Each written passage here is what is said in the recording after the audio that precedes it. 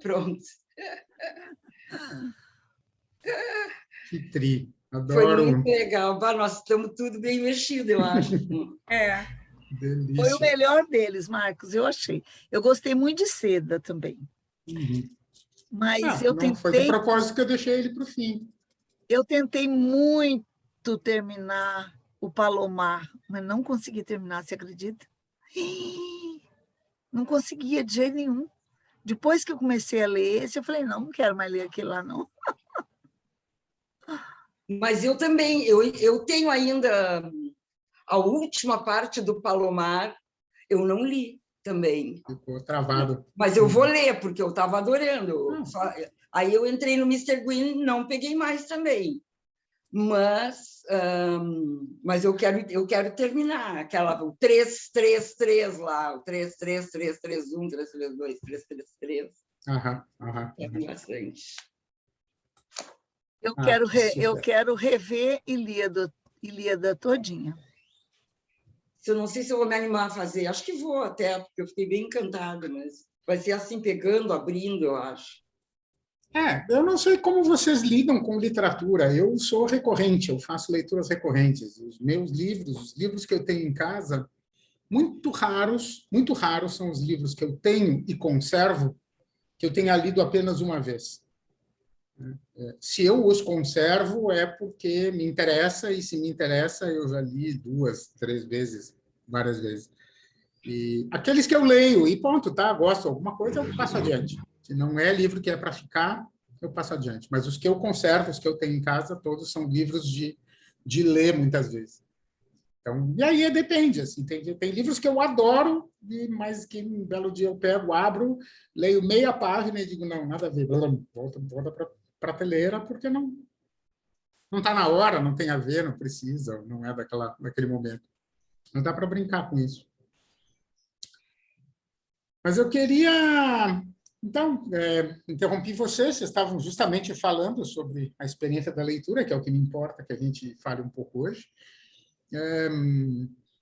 Por um lado, eu queria destacar essa ideia de que foi proposital deixar o Mr. Green para o fim, de maneira que ele usa alguns recursos, do ponto de vista literário, muito eficientes.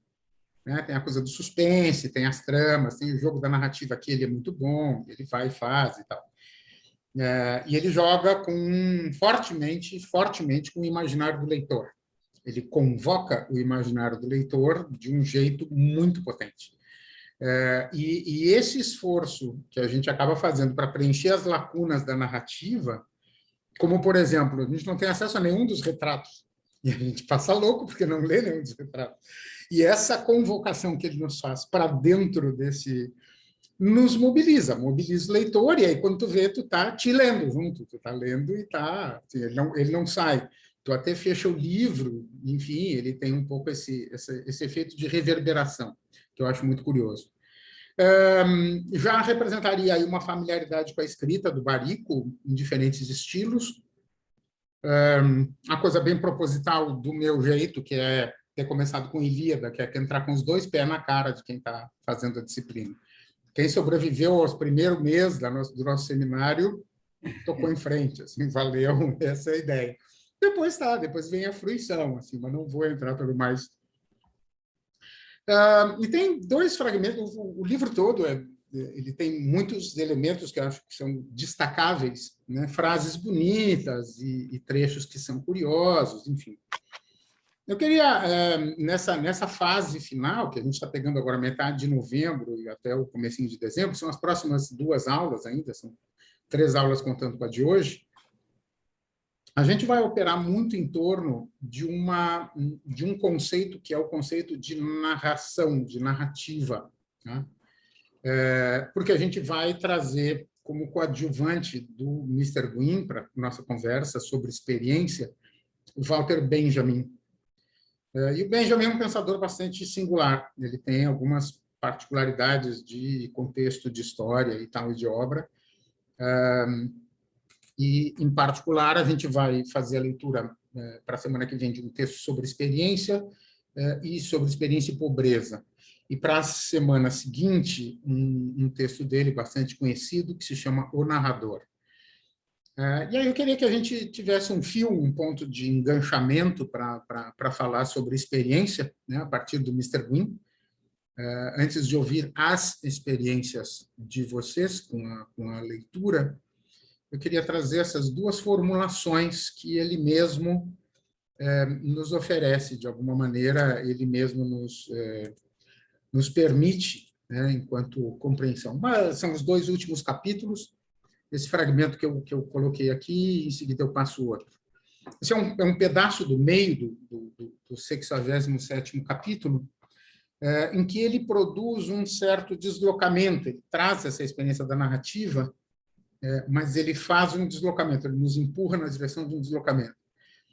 Primeiro, esse contraponto, né, que é feito quando o velhinho, né, o autor lá, o fazedor de lâmpadas, diz as histórias não são retratos. E a Rebeca responde, Jasper Gwyn achava que sim. Um dia, quando estávamos sentados em um parque, ele me explicou que todos temos certa ideia de nós mesmos, talvez apenas esboçada, confusa, mas no final somos levados a fazer certa ideia de nós mesmos, e a verdade é que muitas vezes fazemos essa ideia coincidir com um certo personagem imaginário no qual nos reconhecemos. Tipo o quê? Pergunta o velhinho. Rebeca pensou um pouco. Tipo uma pessoa que quer voltar para casa, mas não encontra mais o caminho. Ou alguém que sempre vê as coisas um instante antes dos outros. Coisas assim. É tudo que conseguimos intuir de nós. Mas é idiota, diz o velhinho. Não, diz ela, é impreciso. O velhinho a fitou, via-se que queria realmente compreender. E a Rebeca retoma. Jasper Gwyn me ensinou que não somos personagens, somos histórias, disse Rebeca. Nós nos fixamos na ideia de ser um personagem envolvido numa aventura qualquer, mesmo que muito simples, mas o que deveríamos entender é que somos toda a história, e não só aquele personagem. Somos o bosque onde ele caminha, o mal que o sacaneia, a bagunça que existe ao redor, toda a gente que passa, a cor das coisas, os rumores. Consegue entender? Uma puta provocação para pensar, não no sujeito como uma unidade fechada, mas como um campo de subjetivação, como um processo em subjetivação permanente, que implica todo o contexto, implica a formação social, implica o campo, implica o discurso. Ele ajuda a dissolver essa história da identidade. Né? E diz que, como ponto de partida, até a gente se pensa como um personagem. A gente tenta se aprisionar numa certa identidade de um certo personagem. Mas ele empurra na direção da gente olhar numa outra direção. Oi. E no capítulo seguinte, do jeito que ele começa, o capítulo 68, também ele passa uma rasteira na gente, acho que dá um safanão bom. Recentemente saiu mais um livro de Clarissa Rod, Incompleto. Parece que a morte a surpreendeu quando ela ainda devia escrever, segundo os planos contidos em suas anotações, uma boa metade dele. É um texto curioso, porque, contra qualquer lógica, a parte que falta é o início. Há 2 capítulos de um total de 4, mas os finais. Portanto, para o leitor, trata-se de uma experiência que seria justificável definir como singular e que, no entanto, seria incorreto julgar absurda. Não é de outro modo que conhecemos nossos próprios genitores, aliás, e às vezes até a nós mesmos. A linearidade com que a gente lida com o tempo e constrói as representações a respeito de nós mesmos, projeta o tempo inteiro para adiante e toma sempre como ponto de partida um suposto ponto zero, um suposto ponto de origem em qualquer história, nas nossas próprias histórias, nas histórias das pessoas, enfim, como isso se coloca. E o que ele aqui dá um safanão para a gente pensar diferente não, a gente, via de regra, a gente só conhece o fim das histórias. A gente não conhece o começo das histórias, só de ouvir contar vagamente. Quando a gente nasce, e aí que ele diz, não é de outro modo que conhecemos nossos próprios genitores. Por quê? Porque quando a gente nasce, nosso pai e nossa mãe já tem 20 anos, já tem 30 anos. A primeira metade, esse tempo, esses capítulos iniciais da vida dele, a gente não... desses capítulos iniciais da vida deles, a gente não faz parte. E, aliás, até nós mesmos, porque a gente vai se agarrar na gente, a gente vai se apropriar da gente como sujeito em processo e tudo mais, também, via de regra, a partir daquelas longas crises vividas na adolescência, quando a gente começa a se perguntar quem sou eu e tal, ou quando entra, sei lá, em alguns episódios, também por volta dos seus 20 anos, mais ou menos, quando a gente começa a tomar conta da gente. Então, portanto, um pouco a partir daí a gente consegue se nomear e dizer eu, né, com a boca cheia. Então, são duas formulações, uma delas é a primeira, aquela ali do capítulo 67, quando ele diz a gente se concebe, de um modo geral, a gente se concebe como um personagem, mas a gente não é um personagem, a gente é a história toda, a gente é o lugar por onde ele passa, é os conflitos que ele vive, é o contexto no qual ele existe. E aqui, essa ideia do que ele diz, uma experiência que seria justificável de definir como singular e que, no entanto, seria incorreto julgar absurda. Que ele produz um certo deslocamento em relação ao tempo, né? E desloca essa prerrogativa do sujeito de olhar o mundo a partir do seu próprio umbigo. Então, ele ia começar provocando com esses dois fragmentos, e aí quero ouvir vocês sobre a experiência da leitura de um livro que é a história da Rebeca, né? Então, parece que Mr. Gwyn é o nome do negócio, mas o centro que brota pelos cantos é a Rebeca. Talvez, quero também colocar isso em questão. Para meu gosto, a protagonista é a Rebeca e não o Mr. Gwyn. Bárbara, fala lá, já com a mão levantada. Bom, tem bastante coisa para dizer. A primeira é que eu estou de ressaca literária. Coisa que a gente lê. Ótima ressaca. Ótima. A gente lê o livro de madrugada e não consegue dormir enquanto não termina, e aí depois passa uma hora tentando entender a história e aquilo que mexeu em ti, e começa a lembrar de um monte de texto e não dorme direito. Então, eu tô de ressaca literária. Coisa boa. É bom, é bom. Bom, eu tive um pouco de dificuldade no início para ler, porque eu fiquei muito puta com o jeito que ele descrevia a Rebeca no início. Então, aquilo me incomodou, assim, bastante. E aí eu disse, não, mas peraí, vamos com calma, tem um porquê, ou se não tem, ok, não tem um porquê, mas tá ruim, mas eu acho que vai melhorar. E aí, eu não vou lembrar agora qual das gurias da turma falou disso em algum momento, acho que foi no Seda, que disse, se eu me apegar a isso, eu não vou terminar de ler. Então, aí eu tive que desapegar e seguir o baile.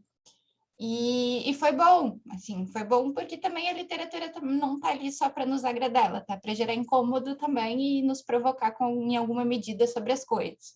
A gente aprendeu com o Gadamer que quando tu faz uma leitura qualquer, quando tu te depara com a realidade, a primeira coisa que assumam são teus juízos sobre essa realidade. E essa deve ser a matéria-prima da tua reflexão inicial, teus preconceitos. E não para tirá-los do caminho, mas sim para deixá-los emergir. O que está mobilizando? De onde eles vêm? Por que eles entraram em cena? Não é uma coisa só ligue os pontos, assim, porque o autor disse não sei quem, então eu pensei tal outra. Não, que conexões aí foram possíveis, esse negócio veio. Desculpe, Bárbara. Não, mas com certeza, é exatamente isso. E eu também, ao longo da leitura, assim, que foi numa tacada, parei algumas vezes, assim, e foi um dos primeiros livros que eu botei notas e destaques, assim, no Kindle, porque tinha algumas coisas que me mobilizaram em termos de escrita, né? Porque o Bairico, ele foi apresentando para nós um estilo de escrita, pelo menos para quem nunca leu, que é essa coisa dos capítulos mais curtos, de ter uma sequência e de ter essas repetições, né? Tanto no Ilíada, quanto no Seda, quanto no Mr. Gwyn, a gente vê essas repetições. Então, em alguma medida, elas foram me chamando a atenção, assim. E a outra coisa é a parte da metodologia dele para aplicar os retratos mega de escrita, assim, minuciosa, pensada em cada detalhe e aí pensar aquilo, assim, fazer um paralelo e tirar para o nosso processo de pesquisa, né? Como é que a gente escreve uma metodologia, como é que a gente organiza nossa metodologia para um experimento ou para uma cena, para uma observação, né? Então, e para análise dessa observação, para mim aquilo foi genialicíssimo, assim. Se, por um lado, o Palomar nos descreve a atitude da observação, da entrada em campo, da visita, o Mr. Gwyn nos descreve o registro. Ele foca no modo de registrar e no detalhe da atenção. Então, para pensar em etnografias, em histórias de vida, em entrevistas, é um pouco isso. A gente tenta definir os sujeitos e, via de regra, assim, poucas são as teses, dissertações que eu já li, que não tem um capítulo introdutório em que é o autor se apresentando, dizendo de onde vem e tal. E, via de regra, há um esforço. Estou olhando para a Jerusa, o quadradinho da Jerusa, que acabou de entregar o exemplar da tese dela, defesa daqui a 30 dias, dia 15 de dezembro. E tá aí, tem um capítulo inicial em que ela se apresenta. E aí fica agora, sacanagem, né, fazer essa pergunta agora, mas quem está ali é uma personagem Jerusa, é uma história Jerusa, né? Então, como é que isso brota e como é que isso funciona? Desculpe, Bárbara, eu estou falante demais hoje, eu vou ter que fechar meu microfone para não ficar interrompendo. Não, de forma alguma. Acho que a gente vai dialogando, até porque o propósito é esse. Para mim, a escolha do sapato, né? Que sapato eu uso para aquele momento daquela cena em que eu vou me colocar daquele jeito, né? Então, ele descreve as escolhas, assim, a lâmpada, o cenário, o ambiente, a sonoridade. Então, em termos de metodologia, aquilo me chamou, assim, me cativou muito. A outra coisa, hoje eu dei uma de Carol e fiz várias anotações, e eu lembrei dela também. Essa coisa dos heteronônimos, né? Para mim, ele nunca deixou de escrever. Então, ele disse que ia deixar de escrever livros, mas nunca deixou de escrever, nas suas mais diferentes formas de escrita, sejam elas mentais. A minha internet está lenta, vamos ver se melhora. Melhorou? Não estava tendo problema, na verdade, estava ok, Bárbara. Para mim, estava com delay. Tá. Mas essas formas que a gente tem de registrar o pensamento, a nossa observação e as nossas experiências, né? Aquela história da lavanderia, ele faz mentais dos livros que ele nunca escreveria, quando, na verdade, ele tem outros pseudônimos que acaba escrevendo os livros. E eu finalizei o livro ontem às 3 da manhã, e quando eu fechei o Kindle e disse, tá, agora eu vou dormir, eu lembrei do texto do Foucault, que é um autor. Aí pronto, né? Não dormi. Então, foi essa relação que chegou no fim, assim, do Mr. Gwyn, e eu fiquei pensando e lembrando do que é um autor do Foucault, assim, nessa questão da fundação de uma discursividade, né? Ele fundou a questão do retrato. Não existia antes, no decorrer da narrativa, mas o que é um retrato narrativo? Não existe. Ele fundou um processo discursivo ali naquela narrativa, né? E essa função do autor mesmo, dessas diversas vozes, dessas identidades que são múltiplas, que ele acaba assumindo com outros nomes. Enfim, foi mais ou menos por aí. Legal. Essa coisa do deslocamento que ele faz dos diferentes autores, ele acaba assinando e usando outros nomes, enfim, esses pseudônimos, heterônimos e ghostwriter, um pouco dessa lógica. Mas também, lembrando do Foucault, eu gosto de uma entrevista, depois eu localizo e passo para vocês, em que ele diz, não acreditem em tudo que eu digo, eu também sou mentiroso. Não, eu às vezes sou mentiroso, ele diz. E é legal. Carol, a menina azul. Hoje a Carol está azul. Pois é, não sei por que essa luz me deixou meio azulada mesmo. Mas, bom, eu, na verdade, não consegui ler numa tacada só, digamos. Eu me propus a ler ao longo do fim de semana e feriado. E aí o que aconteceu é que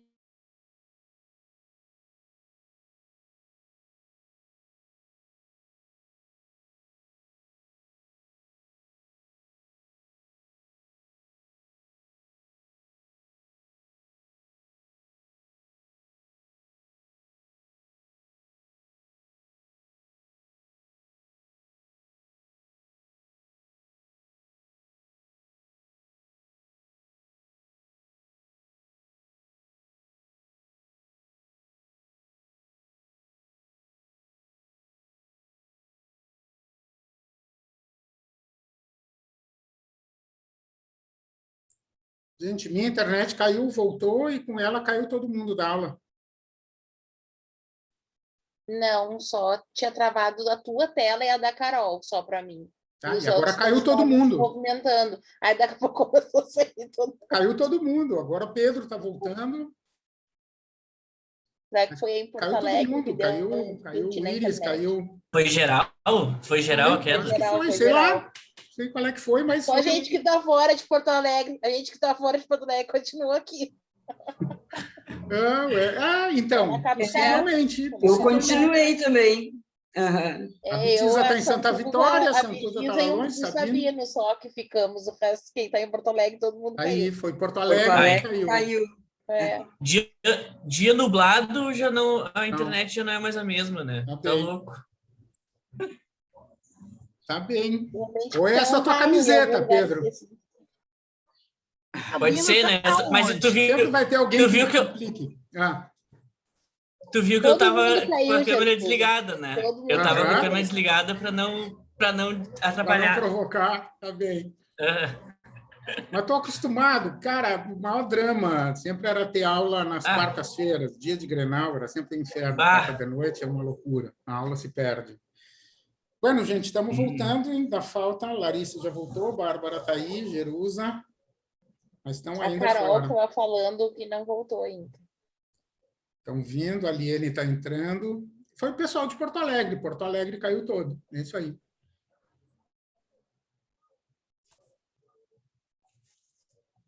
Estranho. Jerusa dizendo que caí e voltei. Isso, todo mundo. Iris está voltando.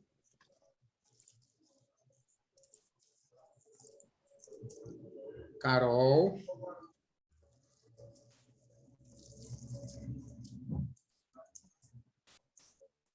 Carol, está nos ouvindo? A Liene está nos ouvindo? Sim, tinha caído aqui a Caiu todo conexão. mundo, caiu Porto Alegre inteiro. Ah, tá. Caiu a aula, caíram todas as conexões de Porto Alegre. Só ficaram conectados em alguma coisa virtual o pessoal que está fora de Porto Alegre, que não teve isso. Mas foi, sei lá, que tempestade solar que nos atingiu nesse instante. Aliás, pessoal, tem eclipse essa semana, hein? Na madrugada de quinta para sexta, na verdade, já quase ao amanhecer, um eclipse lunar, nós vamos estar com lua quase cheia, lua grande no céu. Quem se levantar cedinho, corra na janela, vai olhar a lua, que vai estar bonito de ver. Retomando, Carol, então, estava dizendo que deixaste para ler no final de semana, e aí foste lendo aos poucos, e aí caiu nessa parte. Isso. Tá, isso. Aí teve aquela parte também que a Bárbara comentou que se incomodou da forma que ele descreve a Rebeca e tudo mais, mas também decidi, não, vamos lá, né, seguir apesar disso, mas acho que isso, até por ir entendendo esse jeito, foi um pouco mais devagar no início, parece depois meio que fluiu mais a leitura. E aí, também lembrei de Foucault em vários momentos, só que como não é um autor que eu tenha estudado muito, eu acho que, né, teve algumas leituras do tempo do mestrado, das disciplinas também que tinha feito contigo, mas algumas coisas me parece que voltaram e bem aqui. Ali no... Ai, sim, de fato, eu sou uma pessoa que anota bastante. Ali no 11, que... Deixa eu ver onde é que foi. Tem uma frase que... Quem é que diz a frase? Ele estava falando com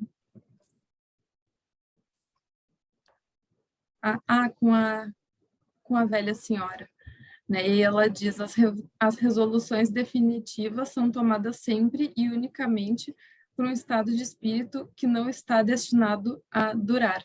E aí me lembrou bastante aquilo que a gente conversou sobre os processos de subjetivação, sobre aquelas questões de contingência, de que eles sempre são provisórios. Enfim, me lembrou bastante algumas dessas discussões, né? E o que é mais? Ai, agora nem sei, porque eu anotei muitas outras coisas. A história, pensando assim, ó, ele mistura, ele justamente, eu acho que com uma habilidade muito grande, na hora que eu entrei na escuta de vocês no início. As gurias estavam falando do Três Vezes Antes do Amanhecer, né, que na verdade, é um livro fictício, que ele inventa, ele decide, né, e dá um nome ali a um certo autor indiano, qualquer coisa, como aparecendo nesse negócio, Akash Narayan, e ele traz esse elemento, mas ele nos deixa pendurados, porque ele nos joga para essas remessas, como, por exemplo, a leitura dos retratos, que a gente não conhece nenhum retrato feito, a gente tem alguns traços, algumas indicações, alguns indícios, né, muito, muito leves, muito tênues, de como são efetivamente os estados dos retratos. A própria questão do retrato por escrito, por mais que ele coloque essa perspectiva do ineditismo da iniciativa, quando a gente trabalha com etnografia e com descrição, enfim, quando trabalha com essa lógica da escrita entre a descrição e a narrativa, a gente faz retratos por escrito, né? A descrição, em última análise, ela ajuda a trazer isso e, do ponto de vista da construção literária, tem alguns elementos aí que entram em composição, que é a fidelidade do olhar do autor, né? Ou do narrador ou do autor, aquele que faz a descrição, e uma suposta intenção de objetividade. A descrição, quando se lê uma descrição, a gente se permite ser pego pela mão, né? E entrar numa realidade através do olhar daquilo que vê um outro sujeito. Essa perspectiva da descrição, ela é utilizada em larga escala, não apenas na literatura, mas, por exemplo, hoje como um recurso inclusivo para sujeitos deficientes visuais. Por exemplo, fazer a audiodescrição é um recurso fundamental para a obra cinematográfica, por exemplo, para que o sujeito que tem alguma deficiência visual consiga entender o que está acontecendo. E aí fica o dilema de qual é o grau de minúcia exigido do descritor, do sujeito que está fazendo a descrição. Ao lado disso, a certeza de que nenhuma descrição vai ser suficiente para dar conta da riqueza do referente empírico a qual essa descrição se refere, né? Ela se dirige. E a gente já aprendeu com Palomar, que é isso aí. Não cabe, não tem como demarcar uma onda. Não tem como demarcar a onda. A onda é muito mais do que qualquer coisa que eu possa aprender. Ela tem sempre alguma coisa a mais que é convocada. Ou o queijo, né? O que a cabra comeu, ou se fazia sol ou chuva no dia que ela comeu aquele bocado de capim, que acabou virando esse pedaço de queijo que eu vou comprar. A realidade, e aí Fernando Pessoa nos ajuda, a realidade é sempre muito mais ou muito menos do que a gente consegue, do que a gente dá conta.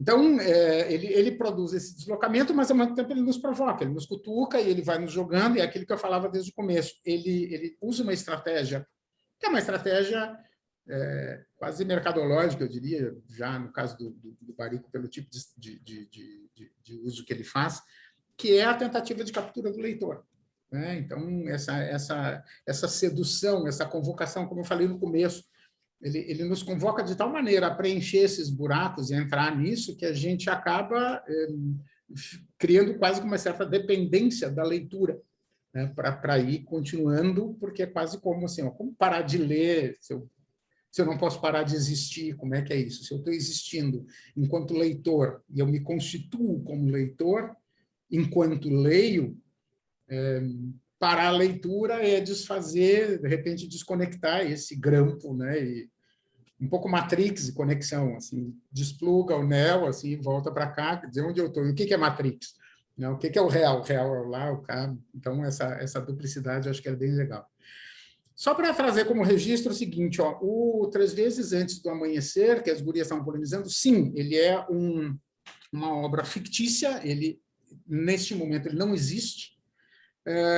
Entretanto, o Barico, exatamente premido pelo público, que então faz um carnaval em torno do Mr. Gwyn, qualquer coisa, ele resolve escrever uma obra que se chama Três Vezes ao Amanhecer, que conta pequenos casos, que conta pequenas narrativas, mas não chega nem perto, não é uma continuação, não é isso, não são os retratos, mas é uma outra coisa que ele acaba usando como um recurso literário, porque ele não é bobo, não é trouxa, ele vive disso, é daí que ele tira dinheiro para, enfim, se sustentar. E acabou produzindo também, está publicada pela Alfaguara, aqui no Brasil, uma capa semelhante a essa. Ele também existe, mas não é para ler um na sequência do outro, não tem isso, ele não se continua, não se coaduna. Jerusa está com a mão levantada, depois Bitiza. Eu só queria comentar mais uma partezinha, que até agora que tu comentou, né, de quando a gente leu. Dá para ouvir? Dá para ouvir. Isso, quando a gente lê a descrição de alguém, aquilo, né, que a gente vai percorrendo o percurso segundo aquela pessoa, aquele autor descreveu, né? Mas que a gente jamais vai ser capaz de captar o todo.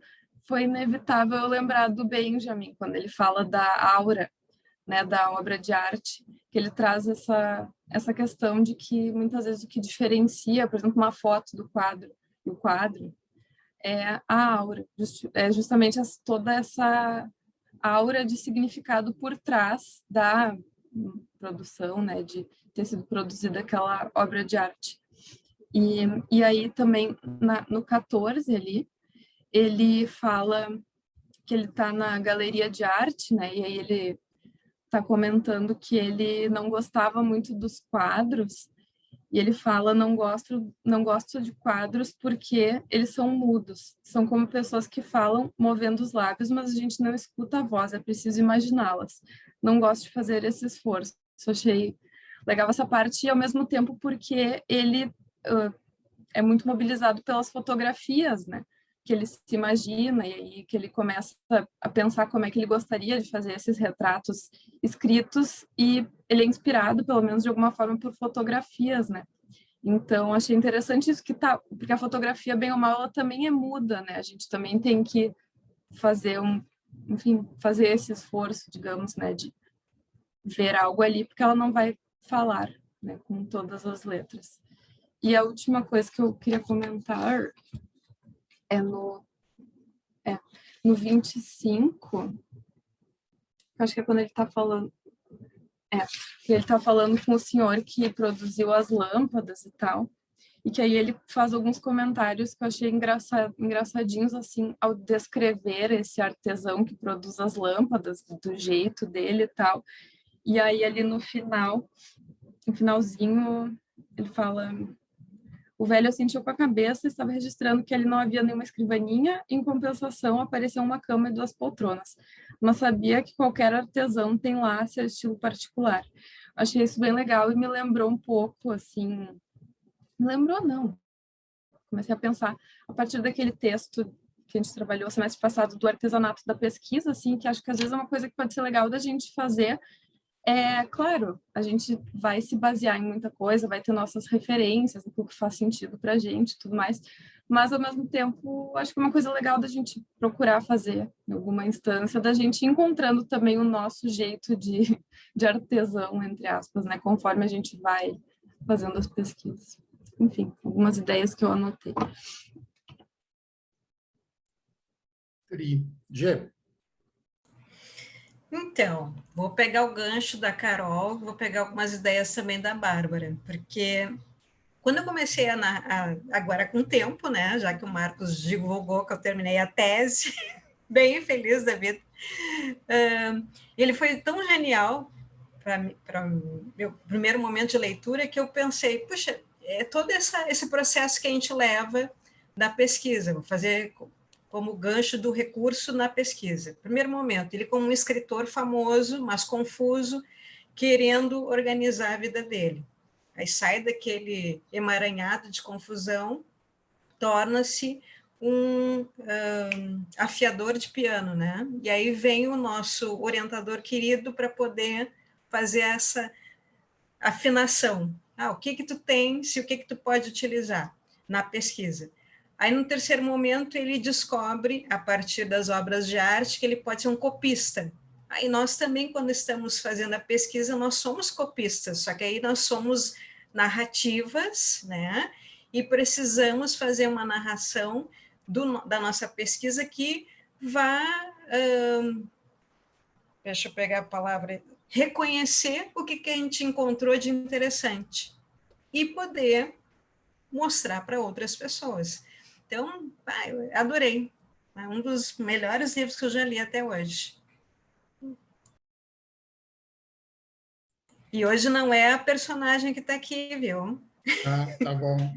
São muitas nessa subjetivação.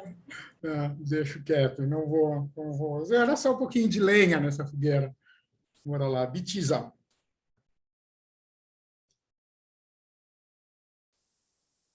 Abre o microfone. Agora. Tá.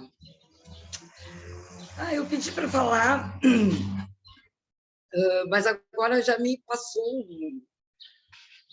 o mote, o momento, eu acho, mas, enfim, que era quando tu falasse que nós fazemos retratos escritos, né, exemplificasse com as etnografias, com as descrições minuciosas que fazemos, enfim, nossas pesquisas, enfim, por esse caminho aí. Mas eu só queria ressalvar que a escrita dos retratos do Jasper Gwyn é de outra natureza. Ele não faz descrições nos seus retratos. Ele não descreve, ele conta a história, ele conta uma história. O retrato vai ser uma narrativa. Ser representada, né? Uma narrativa representada por uma cena que todo mundo percebe que é uma cena no meio de outras coisas que não estão ali, né? Então, que é uma narrativa. E, enfim, e não é uma narrativa, vamos dizer assim, linear referencial. Os retratados vão se reconhecer ali porque, enfim, porque eles estão retratados, entende? É um troço de louco, porque só eles são capazes de se reconhecer e eles se reconhecem. Né? Ninguém mais, a não ser o Mr. Gwyn, ninguém mais poderia saber quem que cada retrato estava retratando. Né? A Rebeca, lá no fim, quando ela monta aquele quebra-cabeça para entender o que estava acontecendo, ela chega perto disso, ela vai fazendo umas eliminações por algumas dicas externas e tal, mas a mera leitura do retrato, enfim, não é como se lê uma etnografia, né?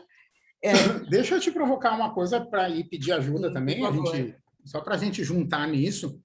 Assim, na verdade, o que tu traz, então, nos ajuda a entender que na obra do Barico, na obra Mr. Gwyn do Barico, a gente presencia uma pororoca, uma conexão aí de duas linhas criativas, que é o próprio processo criativo do Barico, que, por sua vez, quando descreve a Rebeca, ou quando descreve os recém-casados, ou quando descreve, ele está nos oferecendo, leitores do Barico, retratos desse sujeito.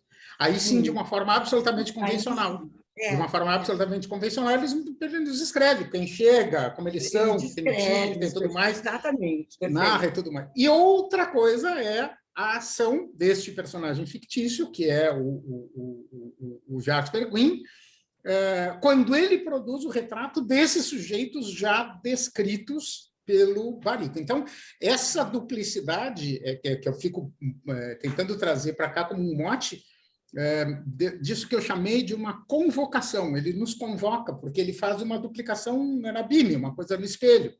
Né? Ele bota... É o jogo na BIM, assim, que é o... Bora, mas só queria botar lenha na fogueira para seguir te ouvindo. Não, mas então, eu não tenho muito... É isso aí.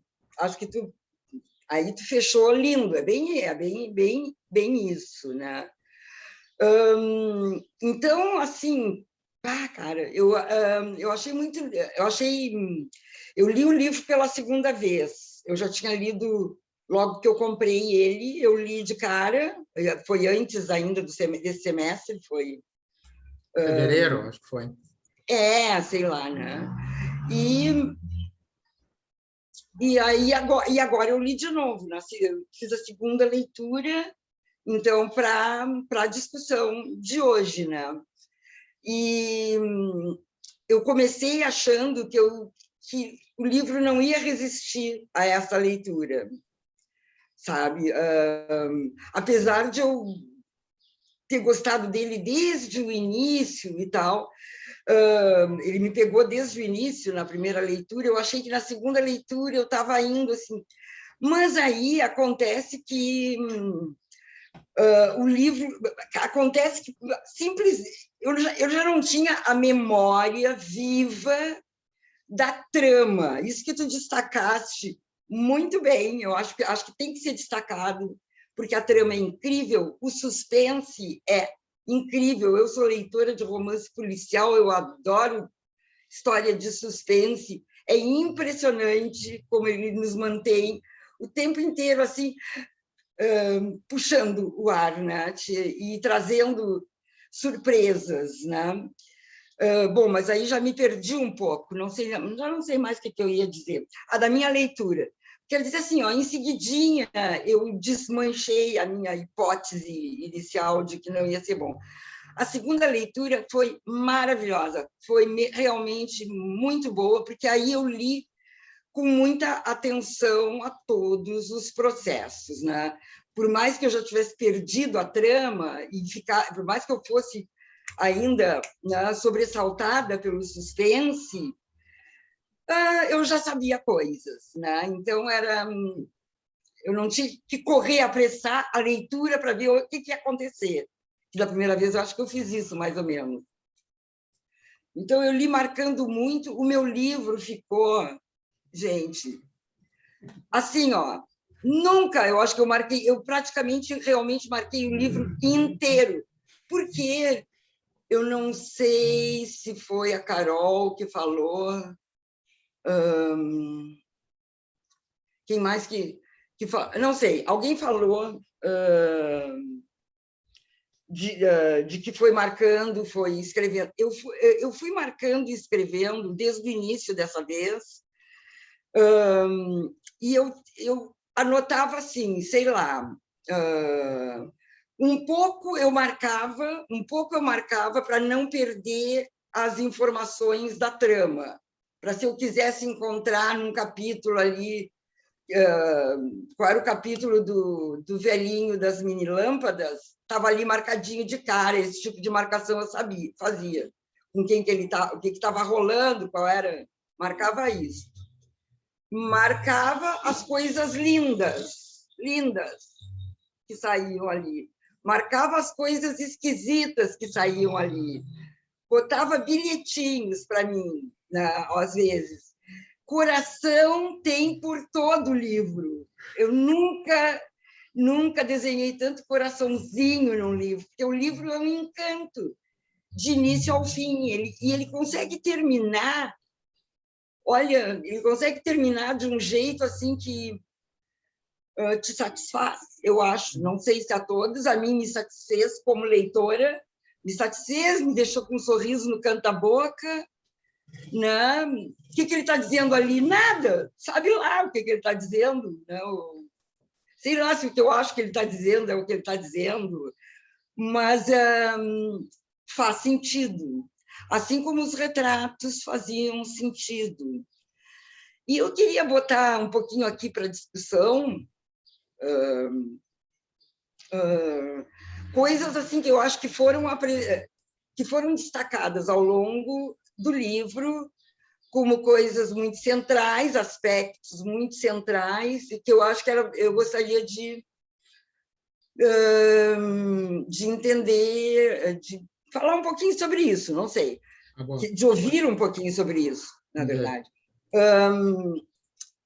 Que são aqueles dois elementos que ele imaginava que deveriam ter nos retratos, ou que seriam os retratos: a peregrinação, uma peregrinação e a volta para casa, a chegada em casa, volta para casa.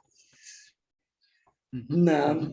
Então, ele sempre descrevia os retratos como, não sei o que é o retrato, é algo assim como uma peregrinação, ninguém entendia nada, nem nós.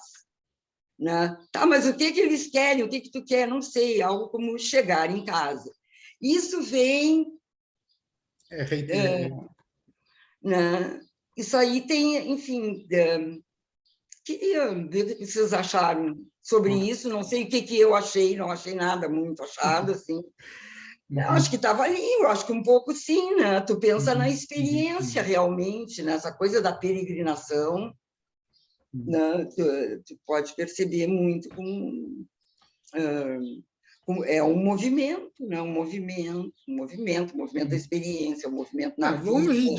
Longe de pretender esgotar ou de Não dá, encontrar né? uma chave, porque não se trata disso. A experiência com a literatura não está para isso, não nos compete nem buscar aqui unanimidade de compreensões e de entendimentos, de jeito nenhum, nem tentar decifrar o que o autor quis dizer com...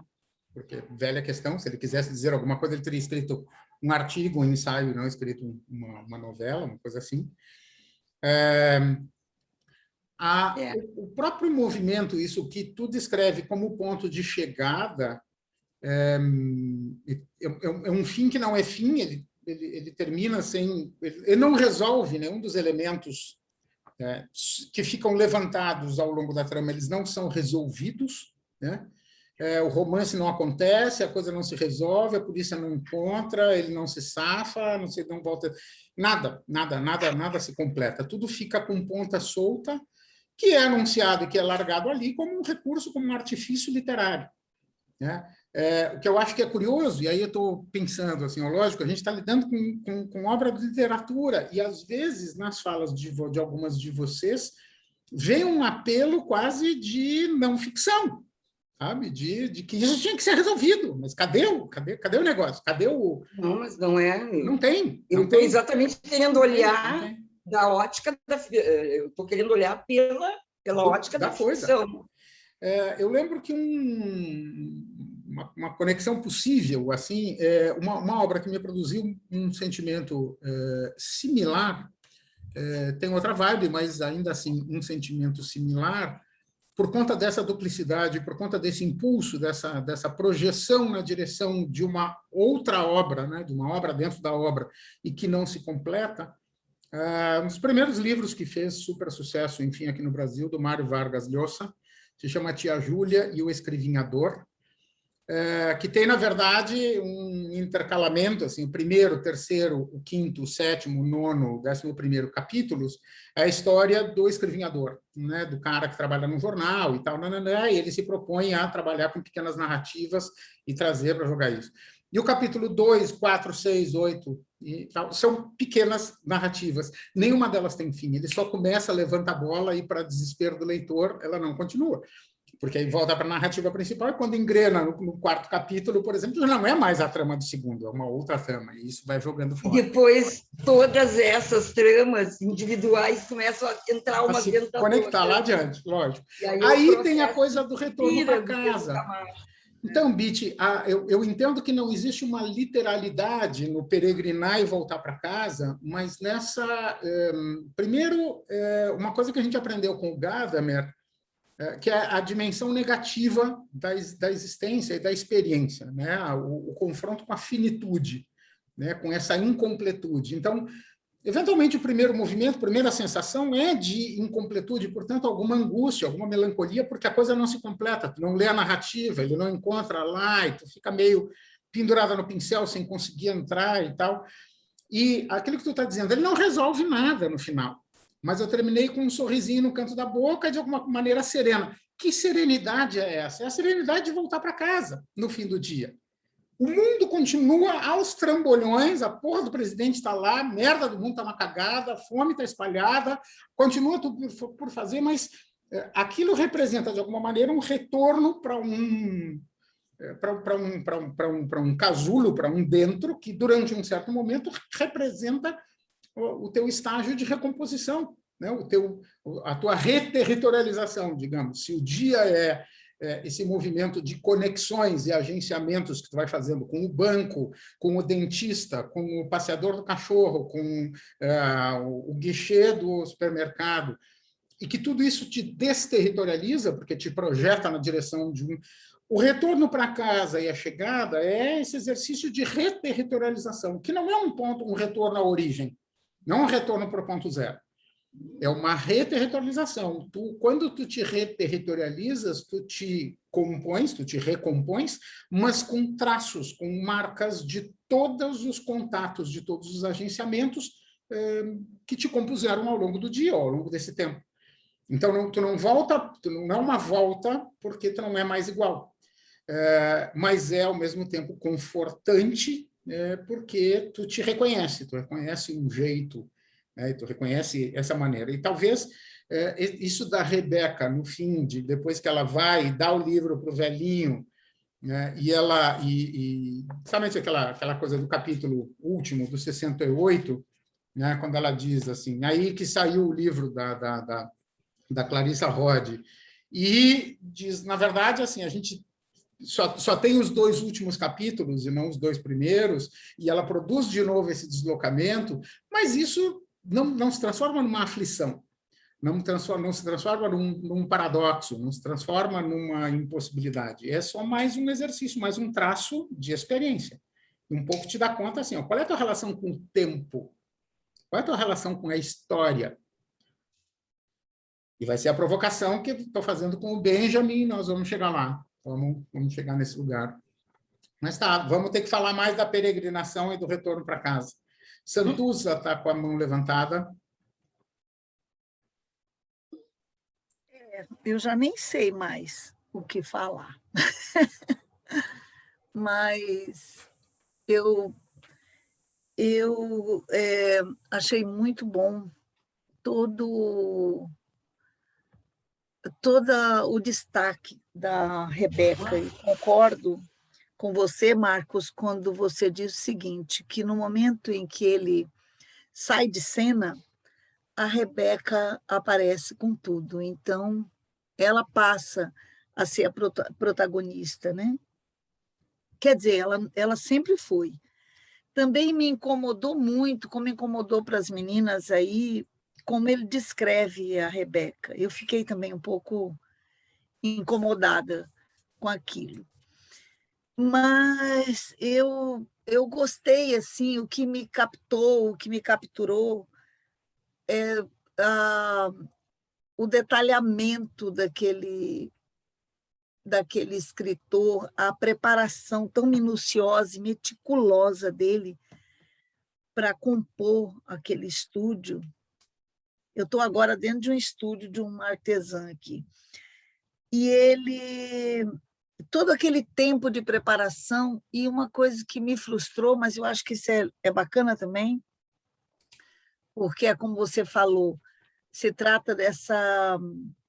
Como é que você falou? É o artifício, né, literário, porque eu ficava imaginando assim, meu Deus, ele ficava 30 dias, 32 dias convivendo, absorvendo aquela pessoa para escrever um retrato, e a gente não teve acesso a esse retrato hora nenhuma. Mas ele produzia um número tão pequeno de páginas, e aquilo meu Deus, 30 dias ele escreveu 6 páginas dessa pessoa, e o que ele observou menos, que foi o tom, ele escreveu mais. Não sei se eu estou certa, estou de memória aqui me lembrando disso. Então, era isso. Que eu também gostei muito da leitura, eu acho que de todos foi o que eu mais gostei, mas que ficou aquela coisa de não terminou, ficou tudo sem terminar. E aquele... Uma vida, só termina quando morre. E aquele 10º retrato, que até agora ninguém falou, eu não sei por que ninguém falou ainda, e a gente está no chat, todo mundo já falou lá no chat. Abre o chat da aula, todo mundo já se posicionou. Que era ele próprio, né? Que era o que eu achei. E que a Rebeca dá um desfecho muito, muito bacana, mas que fica faltando, claro, né? Era isso que eu tinha para falar. Uma coisa que eu quero destacar, assim, vou ter que ter cuidado ao dizer para não ferir nenhuma suscetibilidade, mas assim, agora na fala da Santuza ficou mais evidente, já apareceu em alguns outros elementos aqui, em algumas outras participações, mas a Santuza com mais força. Vocês estão tratando, ou pelo menos aqui agora, mas enfim, vocês, vamos todo mundo, nós estamos tratando Jasper Gwyn como uma pessoa real. Ele não é real, ele é um personagem de ficção. Assim, mas então, do que ele observou, menos foi que ele escreveu mais, mas ele observou tanto tempo e só escreveu tudo isso. Isso é uma decisão do autor, que inventou isso, isso não existe, ele não escreveu nada, não tem coisa nenhuma. Mas vocês percebem que o que está lhes mobilizando, André, dá risada, André, tu jurou que tu ia falar hoje, hein? Eu não esqueci. Essa mobilização, essa indignação, assim, mas como assim? Mas ele disse, e qual será o 10º retrato? Cara, nós não lemos nenhum. Que interessa o 10º? Só porque a gente ouviu falar que tem lá o casalzinho, não sei o quê, ou a guria que ele comeu, ou, enfim. Mas não tem nenhum. Mas a demanda, né, essa demanda revela o quanto aconteceu, o quanto de entranhamento, o quanto de entrelaçamento foi produzido pela experiência da leitura e essa estratégia de constituição. A questão da leitura, da escrita, ela está presente desde sempre na história da filosofia como um recurso muito importante do ponto de vista da constituição do sujeito, né? Isso ao longo da história da filosofia, vocês vão encontrar isso fortemente em todos os campos, mas mais especialmente no campo do pensamento alemão, do século XVIII, XIX. O período romântico, quando a gente pensa no Goethe, por exemplo, ali ele é exemplar, os sofrimentos de Jovem Meister, enfim, do que a gente vai encontrar por aí. E o Hölderlin, aquele que vai preceder a escrita do Nietzsche, de alguma maneira, ali atrás. Naquele miolo do século XIX, quando os caras começam a escrever a coisa da Bildung, falar da Bildung como um processo de formação, um dos recursos, um dos dispositivos, não diria recurso, mas um dos dispositivos bem importantes retomados ali é o que se chama de literatura de formação. Boa parte da população não era escolarizada, a escolarização se resumia à instrução primária, ler, escrever e contar, era isso. Então, a escola, em larga escala, ela tinha um papel importante do ponto de vista da subjetivação, que era ensinar a obedecer, botar uma criança atrás da outra para aprender a ter modos e se comportar, isso beleza. Mas, do ponto de vista da subjetivação, ou seja, da formação do sujeito nas suas relações, era a literatura que entrava de maneira mais crucial. Isso não é original dos alemães, isso a gente tem desde sempre as fábulas com moral, lá na Grécia. O que é a moral da história na fábula de Esopo? Né? Então, a cigarra e a formiga, e a moral da história. Por que tinha uma moral? Porque a literatura, a narrativa literária, tinha por objetivo confrontar os valores do sujeito leitor, ou do sujeito ouvinte, e fazê-lo pensar, de alguma maneira, em uma tomada de decisão, ou alguma coisa em relação a si mesmo. Né? Então, o que é o bem, o que é o mal, o que é o certo, o que é o errado. E tal. Isso está lá nas fábulas, depois está na retomada da própria literatura, no período do Renascimento, ali com La Fontaine e tal, que vai recontar tudo isso. Os contos de fadas, as histórias maravilhosas, tudo isso. Shakespeare, que vem e traz as grandes novelas, as grandes tragédias, né? Que pega as tragédias gregas e traz para cá, assim como esse elemento da tragédia grega vai mostrar de forma elementar e exemplar os grandes personagens associados aos valores, como a gente viu na Ilíada, isso vem para frente. Mas, na Alemanha, em particular, a chamada literatura de formação, ela tem esse propósito, fazer com que o leitor, ao ler, se defronte com diferentes modos de encaminhamento ou de tratamento de conflitos e dilemas que são, de alguma maneira, frequentes no seu cotidiano, podem ser frequentes no seu cotidiano. Então, ao buscar identificação ou, ao reverso, dissociação em relação aos personagens, A ideia é que, ao se associar ou se dissociar, ele vá pensando outras formas de resolver aqueles conflitos que estão ali sendo colocados. Então, essa é a ideia da convocação que a literatura faz. Como é que tu resolveria esse problema? Se tu fosse a Rebeca, o que tu faria? Né? Então, quando a gente briga com ela, quando a gente vai atrás dela, quando a gente torce por ela, quando a gente fica puto por causa dela, a gente está respondendo a uma série de convocações que o autor está fazendo no sentido de que a gente também invente formas, invente modos de ser diante de mundos possíveis, de conflitos possíveis, o que quer que seja. Isso é um recurso desde sempre na literatura. Né? E ele toma um certo outro sentido, exatamente a partir do século XIX, século XX, se assume essa perspectiva formativa de um modo muito, muito forte, muito potente, de um modo geral, para o bem e para o mal. Né? Então, isso, tanto quando se pensava lá nos grandes clássicos para formar a vida dos meninos, lendo Robinson Crusoe, Os Três Mosquiteiros, ou qualquer coisa, ao longo do século XX, a coleção Biblioteca das Moças, de M. Dely, né, e como modelo de conduta desejável para as meninas, ou alguma coisa assim. Nos anos 60, no auge, 50, 60, o auge do cinema, especialmente no cinema europeu, não o modelo norte-americano, que estava crescendo e tal, mas do cinema europeu, o Félix Guattari escreve um artigo que eu acho exemplar e é sensacional dentro desse campo, que se chama O Divã do Pobre, onde ele apresenta o cinema, a ida ao cinema, como um recurso de análise. E ele diz, essa é a alternativa que o pobre tem, o pobre que não tem dinheiro para pagar as fortunas que um psicanalista cobra, ele vai ao cinema. Porque ao ir ao cinema, ao assistir aos filmes, ele participa e ele é envolvido, ele é convocado pelos conflitos dos diferentes personagens, ele é instado a pensar modos de composição com essas tramas todas e inventar soluções para aqueles dramas, para aqueles conflitos, para aquilo que está aparecendo ali.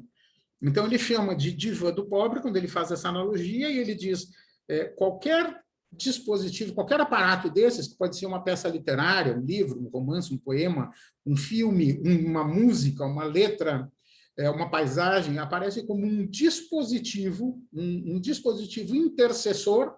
Ele intercede no teu movimento de subjetivação e ele te convoca, e ele te mobiliza, né? E ele passa a fazer parte, né? E aí tem isso, assim, curioso, eu voltando a dizer o que eu disse no começo do semestre, quando eu disse, eu pretendo que no fim do semestre vocês sejam diferentes, vocês carreguem marcas, né, que vocês não tinham antes, e que vocês façam movimentos ao longo desse semestre que não teriam feito se não fosse o conjunto de dispositivos colocados em agenciamento aqui dentro dessa disciplina, dentro desse seminário.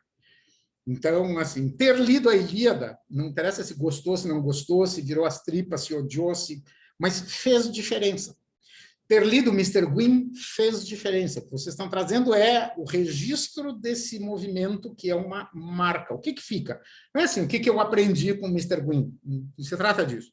Não é um novice fora, uma coisa tão assim, mas é a experiência da leitura, e a experiência da leitura da novela de formação, da leitura de formação. Então, é legal ver essa demanda de vocês, quase como se não se tratasse de uma obra de ficção, e sim de uma peça de investigação. Então, vocês estão voltando dentro do texto e vendo, não, mas aqui ele não sei o quê, mas lá naquele ponto, então ele tinha que ter... Então, volta, isso revela esse grau de envolvimento desse jeito. Na sexta-feira de noite passada, a gente teve aula de filosofia e a Valesca me acompanha, ela faz estágio de docência com a minha turma de graduação, e normalmente a gente fica depois conversando um pouco sobre a aula, sobre a discussão do que a gente teve na aula, e às vezes sobre projeto de tese, alguma coisa. Não teve chance. O único assunto era Mr. Gwyn, porque Valesca estava aos pulos, assim, porque já tinha lido, já tinha 2 retratos, e ela queria saber como ia ser o terceiro, e, enfim, era uma coisa que brotava, que pulava. Assim. Então, estou achando divertido. O que mais? Valesca, quer falar? Andréia? Pois é, foi exatamente isso. Assim. A primeira coisa que já colocaram, né? A forma como o texto está é um texto que faz a gente querer correr no texto para saber o que vai vir depois, né? E depois, assim, eu me ative a dar uma reolhadinha nessa questão mesmo do processo, né? Primeiro, dele dizer que vai se afastar da literatura, E aquela ponderação ótima do Tom, né? Tipo, ele não vai mais escrever com o nome dele, mas não quer dizer que ele não está escrevendo mais. E como acho que a Carol colocou, ele continuava, né? Conjecturando textos na mente e os textos continuavam se formando. Então, o processo criativo dele não terminou porque ele disse que ia parar de escrever, né? E dessa repaginada, né, de ele se recolocar, então, de outra forma, uma expressão escrita de outra forma, e principalmente, assim, dele pensar tanto o processo, né? Porque, mesmo sendo uma questão de ficção, ele, como alguém já colocou também da questão do artesanato, né? Ele se ateve aos detalhes do que ele acreditaria que seria necessário para que esse processo se desse da melhor forma, né? Então, cada um de nós, né, mesmo não sendo um personagem fictício, precisa se ater a esses detalhes do que é necessário montar para conseguir produzir o seu, né, seu artesanato, a sua obra, né? E de ver como as outras coisas atravessam e depois de estar prestando tanta atenção na questão do processo, ver que a intenção, como é que o cerne da história do autor não era esse, né? Mas que isso faz uma diferença, né? Coloca a gente no envolvimento de entender a trama. E no final ali eu só torcia, eu disse assim, não, ela tem que se dar conta que ele não copiou, que foi ele que escreveu e que estava mentindo, que ele não escrevia mais, né? Então, como disse a Betiza, assim, o final foi muito bom, porque ele não frustra, né? E ele não encerra também, né? Ele não encerra e tu fica com várias, como sempre, né? Mais macaquinhos, tipo, tá, mas e se, e se, e se? E... A ideia da experiência, né, o sentido da experiência, que a gente já conversou, a experiência em Foucault, que é o não ser o mesmo que tu era quando tu começou, quando começar a ter uma certa presença e não saber que rumo vai tomar, né, como as coisas vão acontecer. Essas pequenas coisas que assim, estão em pequenas marcas de várias de vocês, assim, que são... Tá, já entendi que foi o mesmo drama, a coisa quando ele começa a falar da Rebeca, que é no rechonchuda e tal, que é uma gorda que caminhou a cidade toda, aí me deu raiva e tal, nananã, mas já entendi que o Barico é assim, porque foi mesma incomodação que eu tive na leitura do Seda. Então, assim, são estratégias, tá? E são composições que tu vai fazendo, que tu assim, tu não está perdoando ele. Não está dizendo, não, vou fazer que eu não vi. Não, é justamente porque eu vi que eu me dou conta que eu consigo arbitrar e tomar a decisão de isto eu não vou considerar agora, e neste momento. Está anotadinho lá, no dia do juízo final vou cobrar desse filho da mãe, que tratou a fulana assim, como ele fez a mulherzinha lá do outro, lá do homem e tal, na relação aquela lá. Ou, então, isso é evidência de que algo se passa contigo, e ao mesmo tempo tu atua sobre aquilo que está se passando. Que é aquilo que nós lemos do Dewey na semana passada. A dimensão ativa e passiva. Ao mesmo tempo, tu sofre o efeito que tu está lendo e tu toma uma decisão em relação a isso. Ou quando a Betiza descreveu que ela... Vou começar a segunda leitura e tem uma hipótese. Não vai pegar tanto. Picou a hipótese no terceiro, sei lá, 8º capítulo, 12º capítulo, ela tinha picado a hipótese, porque assim, entrou noutra vibe. Era outra coisa. É evidente que não era a mesma leitura e que não tinha mais o elemento que aquele lá. E o mais maluco que foi... Bom, mas eu já sabia as coisas da trama, mas ainda assim eu fui capturada e tinha elementos surpresas, eu fui surpreendido de outra maneira. Esses registros são a evidência de que é feita uma composição e aí vocês sofrem a afetação, vocês são afetadas pelo texto e pelo personagem, por tudo isso, e vocês avançam sobre ele.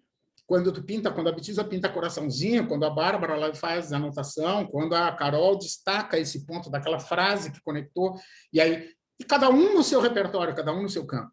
Né? Porque se a Carol está lendo o Benjamin e tal, e está fazendo essa conexão, semana que vem, tu não está. Então, que arranjos são esses que a gente vai fazendo.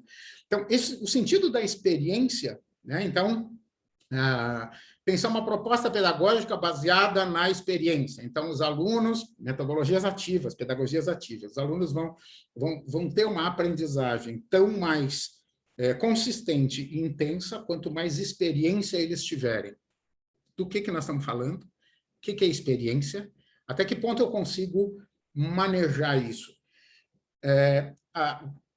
Não dá para olhar só para o Mr. Gwyn, mas pensar assim, quando eu tomo a decisão, Marcos, tomo a decisão de pautar uma disciplina sobre experiência e oferecer como campo de constituição de um referente empírico à literatura, era uma hipótese que eu tinha. Tá? Claro que com inúmeras outras experiências de leitura de literatura em sala de aula, que eu sei que isso pode acontecer e tudo mais e tal, mas eu vou assim, ó, o semestre inteiro eu vou assim, se vai funcionar ou não. Eu não tenho como ter controle sobre isso. E aí, a coisa das escolhas também não era assim, eu quero que vocês se fascinem por todos os 4 livros que nós vamos ler. Eu reconheço o potencial de cada um, o tamanho de cada um, e ter trazido o Palomar no meio de 3 baricos, né, ele é o corpo estranho, que vocês estão dizendo assim, ó, não deu para ler o treco inteiro, conseguiu ler todo, não engrenou. Ele era um corpo estranho, ele era um outro elemento, ele era uma figura, apesar de italiano, apesar de contemporâneo, apesar de tudo isso, ele tem uma outra vibe. Né? Então, talvez teria resolvido se eu tivesse só destacado algumas das narrativas do Palomar aqui para dentro? Talvez. Eu acho que não. Eu acho que ele tem que ficar como, no mínimo, como um sentimento de culpa. Não leram, mas mulher barbada velha desse tamanho, em pleno doutorado, não leram o livro inteiro. Ficaram devendo. Em algum momento vocês têm que pegar esse negócio, tem que dar conta de vencer a leitura que eu vou falar. Sei lá qual é que vai ser, entendeu? Mas fica essa evidência de que o negócio engancha. Ele engancha como roseta, como pega-pega nas pernas da gente, como a gente entra no campo. Sai e está lá o treco, está todo colado. Assim, a gente está com isso enredado. Então, essas marcas, esses elementos, eles são curiosos do ponto de vista do que seja a experiência. Em várias dimensões.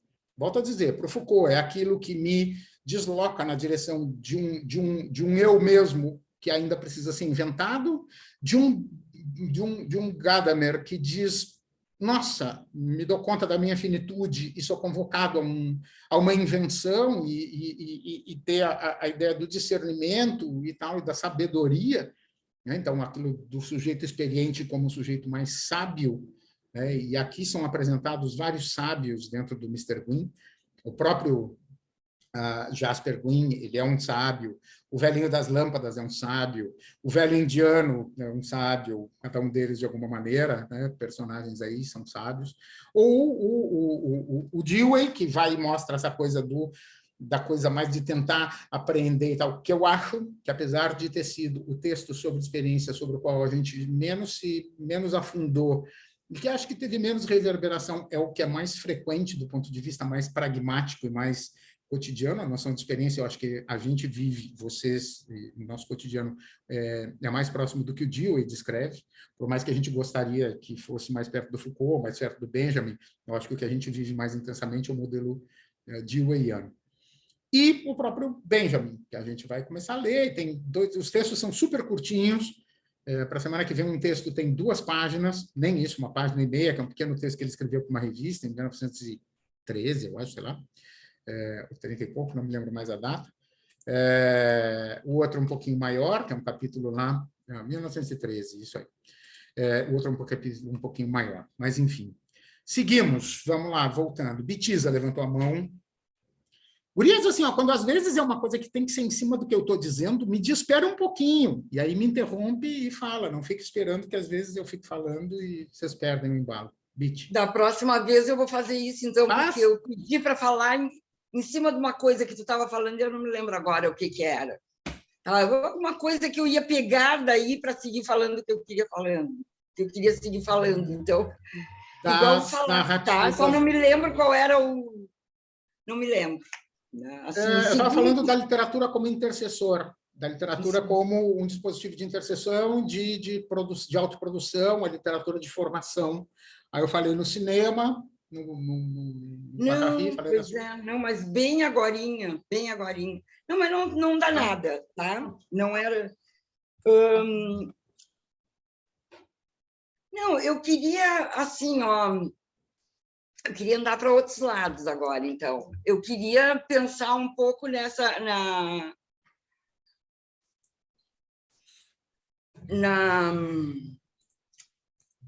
história. Eu queria pensar um pouco nesse livro. Eu queria olhar um pouco para a história de amor que tem nesse livro. que eu acho que é bacana, assim, né? Tá, mas eu vou voltar, tá? Era sobre o Palomar, tá? Eu vou voltar só para fazer esse comentário que eu queria fazer também. E aí também vou comentar um pouco sobre o processo do livro, da narrativa, né?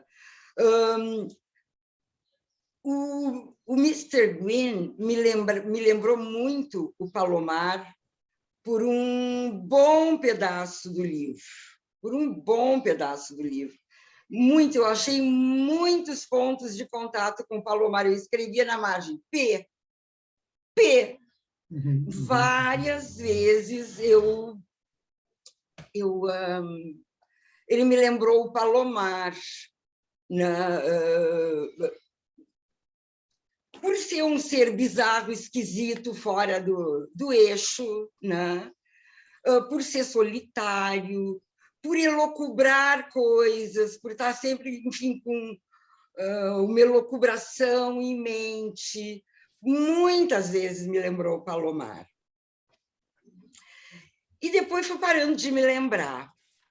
E aí eu fui pensando lá pelas tantas, que é o seguinte, fui parando de me lembrar, porque o Mr. Gwyn, a personagem Mr. Gwyn, continuou se desenvolvendo ao longo da narrativa, ele foi mudando, ele foi se movendo, ele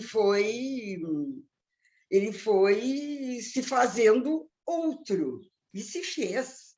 O Palomar, não. Então, o Mr. Gwyn, na literatura, né, na análise literária, ele seria visto como uma personagem redonda, né, uma personagem rica, com a qual acontecem coisas, que começa num lugar, termina no outro, né? Isso tem um peso enquanto assim a construção de um personagem, né? O Palomar, isso não diz nada a respeito do autor, porque ali é decisão do autor. O Palomar era o tipo mais típico, né? Ele não se mexe, ele não se arreda 1 milímetro de quem ele é. Não é um romance também, não é uma narrativa que tenha desenvolvimento, né? São histórias para isso, mas não faz mal, assim, para o fim que eu estou querendo olhar, se presta. Eu acho que ele começa mesmo muito como Palomar e ele vai mudando em função da experiência que ele está vivendo na vida dele, e parte dessa experiência é a Rebeca, que entrou na vida dele, que ele deixou entrar, né? E ele é tocado por ela de imediato, gurias. Eu queria dizer isso para vocês, assim, enfim.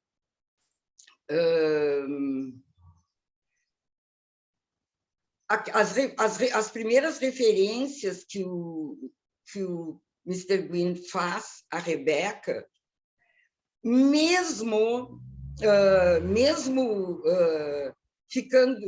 sendo impactado pelo tamanho dela, por ser uma mulher gorda, né? Ele gosta dela de cara, ele se encanta com ela de cara, né? Com os olhos, com o sorriso, com o modo de caminhar, com não sei o que lá, né? Ele não vai ter uma atitude gordofóbica com ela, e daqui a pouco ele não vai mais, isso não vai ser mais uma questão para ele, né? Porque ela realmente mexe com coisas dele, né? Isso nunca aparece no romance. O romance não aparece nunca. A gente vai ficando doente, eu queria, né, o romance. Mas a gente vê ali, ao longo da escrita do livro, a gente vê o quanto tem uma história de amor ali. E é recíproca. E não se resolve, né? E não se resolve. Quer dizer, não se resolve enquanto história de amor. Não sabemos minimamente como é que o Mr. Gwyn terá ficado. Depois disso, a gente não fica sabendo mais nada dele. Né? Mas a gente sabe dela, da composição do novo namorado, do marido, que ela reitera. E aí tem uma coisa, ela reitera não, né? E aí essa maluquice, senão ela que reitera, é o Barico que diz que ela reitera, né, o fato de que ele era um cara muito agradável, um cara muito... não lembro como é que ela diz, que ele é muito cordial, que ele é muito cordato, muito compreensivo, qualquer coisa. Quer dizer, a Rebeca, que levou um golpe grande, né, quando tudo se desfaz, quando termina a relação dela, aí já só profissional com o Mr. Gwyn, quando ele resolve ir embora. A Rebeca tem aquele impacto, né, fica mal, mas resolve a vida dela. Dá um pé na bunda naquele namorado que o Barico, ele chama de um jeito aí, namorado mala, não? Namorado babaca. Namorado babaca, pé na bunda no namorado babaca. Mas ela acaba com um cara de temperamento agradável, é isso que diz. Ele é um cara... com um cara que era amoroso, né? Teve uma filha e está bem, a vida dela se resolveu bem, tanto que a vida dela não desmoronou quando o Mr. Gwyn reentrou na vida dela anos depois, via o pacote enviado, via os retratos e tal. Não, ela só dá um tempo aqui para eu me situar nesse furdunço. E tá, na vida dela, a gente pode supor que ia continuar. Né? Mas então aí... essa história de amor, assim, eu acho que é uma linha potente no livro. Eu acho que o Barico ele nem insinua, cara, mas a gente enxerga as coisas acontecendo, a gente vê. Ele não faz uma insinuação, não passa pela cabeça nunca do homem o que eu posso estar sentindo. Esse tipo de pensamento nem rola, mas a gente vai vendo, né? Isso aí eu acho que é mestria mesmo, né? Tem uma coincidência que é possível enxergar, uma coincidência, mas uma coincidência no sentido fortuito, mas de uma coisa intencional, entre o Seda e o Mr. Gwyn, talvez dois aspectos. Primeiro, na figura desse homem que sofre esses deslocamentos e cruza com essas figuras todas e tal, e da maneira como ele experimenta isso. A postura da mulher do cara lá do Seda, né, que trabalha com tudo isso em silêncio e tudo mais, e escreve a carta e não sei o quê, o modo como a Rebeca maneja, dá para pensar, não estou dizendo que é igual, mas estou dizendo que há coincidências nisso. E talvez a que seja mais forte, mais intensa, como a passagem do tempo é introduzida dentro desse movimento no final. Né? Lá no Seda, depois que morreu a mulher dele e tal, passam-se muitos anos. O Barico simplesmente diz isso, passaram-se muitos anos, nos anos que passaram, qualquer coisa um pouco se produz nisso. Neste caso, é a Rebeca, que depois que recebe o negócio, namora outro cara, empacota os troços embaixo dos pullover dela, nunca mais pensa nesse assunto, até que lá no capítulo 58 diz, nos anos que se seguiram, ninguém teve mais notícias, aparentemente, de Jasper Gwyn. Aí, aí ao longo no decorrer de 4 anos, reconstruiu a sua vida, etc. E vai contar isso, e um dia, dentro de um supermercado, empurrando a Emma, ela encontra um livro da Rod, que ela compra, começa a ler dentro do metrô e sai correndo e esquece a filha. Aí tudo vira um turbilhão. Né? Um pouco como o cara do Seda, que anos depois vai no cemitério, no túmulo da mulher, e encontra o anelzinho de florzinha, e aí ele despiroca. Aí ele enlouquece de novo. Anos depois, ele vai atrás da japonesa, que fez a leitura e tudo mais, e tenta recobrar. Então, a fórmula é muito parecida, a fórmula é similar, do ponto de vista do deslanchamento. Conteúdos totalmente diferentes, intensidades diferentes, mas tem uma fórmula ali que é possível, que é uma coisa de mobilização também. Inclusive desse amor que a gente fica esperando, que a Betisa fala que tecnicamente não acontece, né? Ele acontece de uma outra forma, mas ele não acontece. No Seda aconteceu a mesma coisa, ele ia para o Japão e o negócio ficava ali, né? Então, em termos de estilo literário, eu acho mesmo de escrita dele, porque os 3 livros que a gente leu esse semestre, eles também têm essa questão de um crescendo, que começa pequenininho a narrativa e de repente ela vem e traz muitos elementos e os personagens vão mudando e parece que eles vão, como o Marcos disse, passando por essa questão da experiência mesmo e se transformando ali, tendo esse crescendo através da escrita. Mas eu percebi essas relações mesmo de fórmula, né, do Seda e o Mr. Green ter essa narrativa que se aproxima em termos de tópicos, assim, podemos dizer, da construção da narrativa. A outra coisa é que a própria Rebecca, em alguma medida, quando fala do namorado babaca dela, ela desconstrói e trata do estereótipo relacionado ao próprio corpo, né? Ele traz na escrita lá no início, que era uma descrição que nos toca em termos pejorativos, lá no meio, quando a Rebecca toma para si, enquanto narradora, né, e vai descrevendo as suas relações, ela trata desse estereótipo das relações em alguma medida. Então, ele faz esse jogo, né, na escrita, que é bem isso, que é bem para incomodar mesmo e mobilizar quem está lendo e estabelecer uma relação com o leitor. Então, acho que essas coisas, se parar para pensar, acontece a mesma coisa no Seda quando a esposa toma as rédeas e escreve ela a carta para, né, organizar a vida do marido. Então... Outra coisa, né? Quando o moço que ela casa, no final, ele era casado. E ela tinha um caso com ele, e daí ele larga da esposa para casar com ela. Exatamente, exatamente. Então, a gente vê essas coisas, né, se repetindo de uma outra forma, uma outra narrativa, mas a fórmula ali, ela vai acontecendo. Andréia.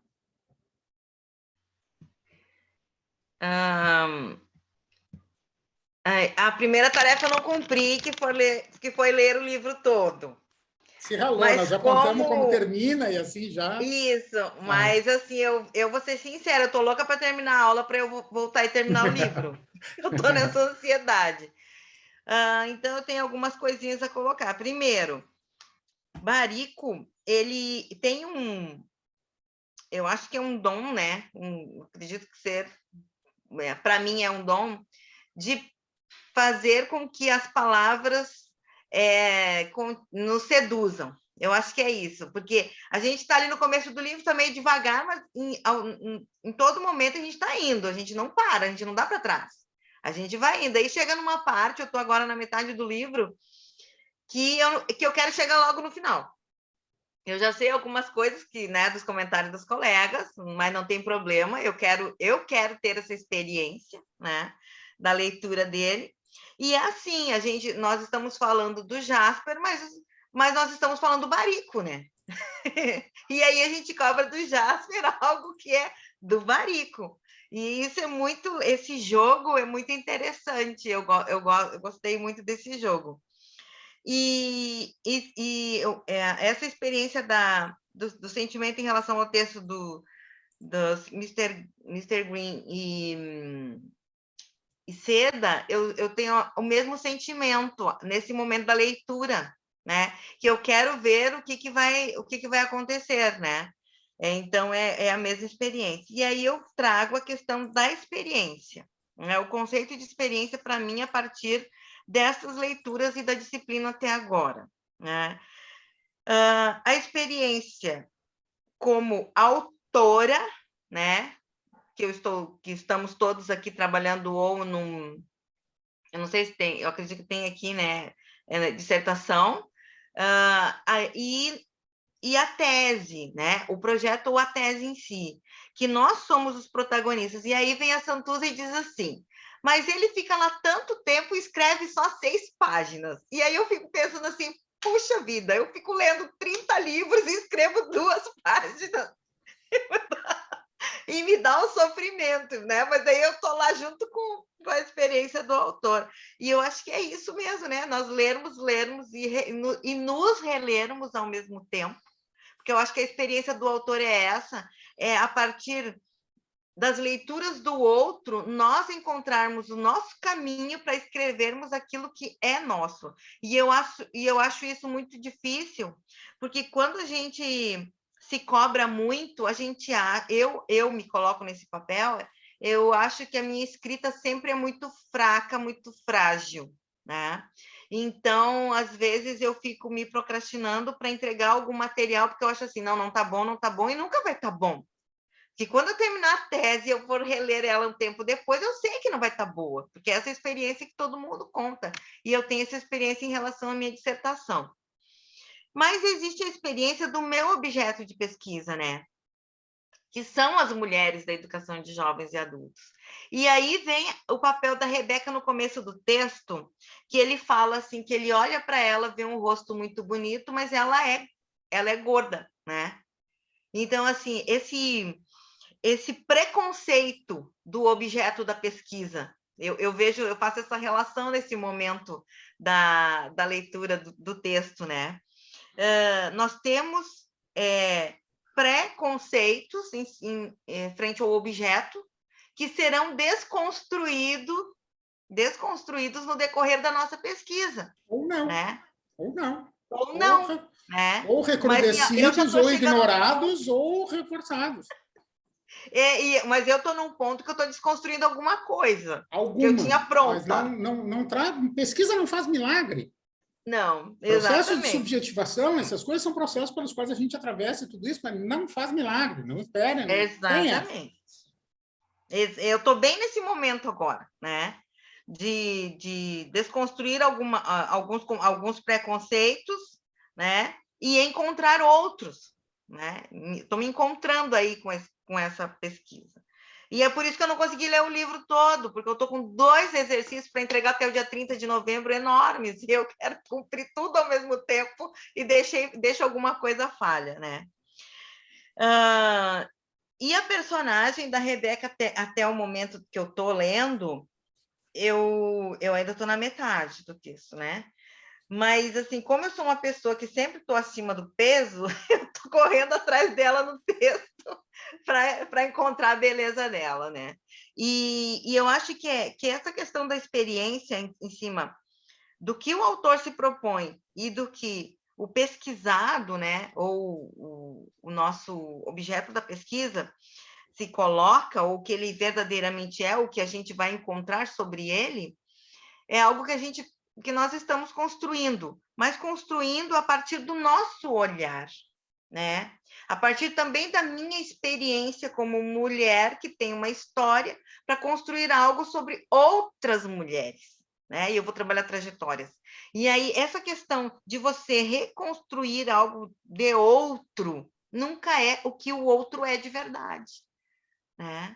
E eu acho e isso a gente tem que ter uma responsabilidade, eu acho. Eu acho que o pesquisador, nesse momento, né, tem que considerar muita responsabilidade, muita sensibilidade de escrita e, principalmente, de olhar.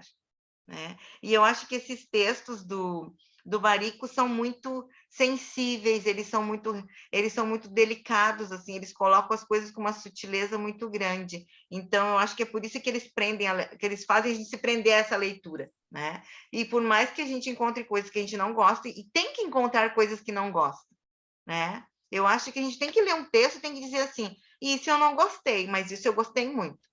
E aí o que me marcou foi uma parte, na página 28, para alguns nada a ver, mas para mim, eu achei legal que ele colocou assim, ó, que quando ele está falando com alguém, a parte que ele afina, que ele era um afinador de pianos antes de ser um escritor, né?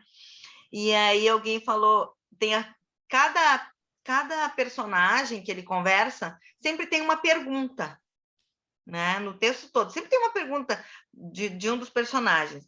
E aí ele mesmo responde assim, os afinadores de pianos tocam piano, né? E aí ele responde assim, quem afina pianos não gosta de desafiná-los. E eu achei muito legal isso que ele colocou, porque a gente não tem a obrigação de saber tudo, né? Mas a gente tem a obrigação de tentar fazer o melhor daquilo que nos propomos, né? Nesse momento, essa pesquisa, né? Era isso, professor. Falei demais, como sempre, eu falo demais. Não, acho que não entendi nada, essa coisa aí do afinador e tal, de então fazer o melhor que pode e tal. Não entendi que relação é essa que tu tentou estabelecer. Eu acho que do que tu trouxeste tem um elemento, André, que eu acho que me importa que a gente puxe, que tem a ver com o que a gente já discutiu em relação ao Gadamer, né, que é a importância ou a valorização do preconceito. A gente não existe sem preconceito, né? Justamente, e quanto mais a gente se movimenta e vive e lê e estuda,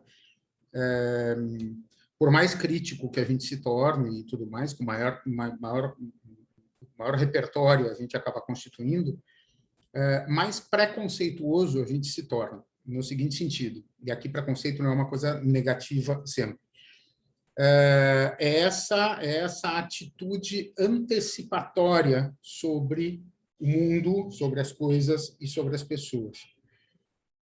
Especialmente considerando o modo como a gente vive dentro dessa sociedade maluca, dessa sociedade contemporânea, que é extremamente veloz e que nos insta a dar respostas e ter opiniões o tempo inteiro sobre todas as coisas.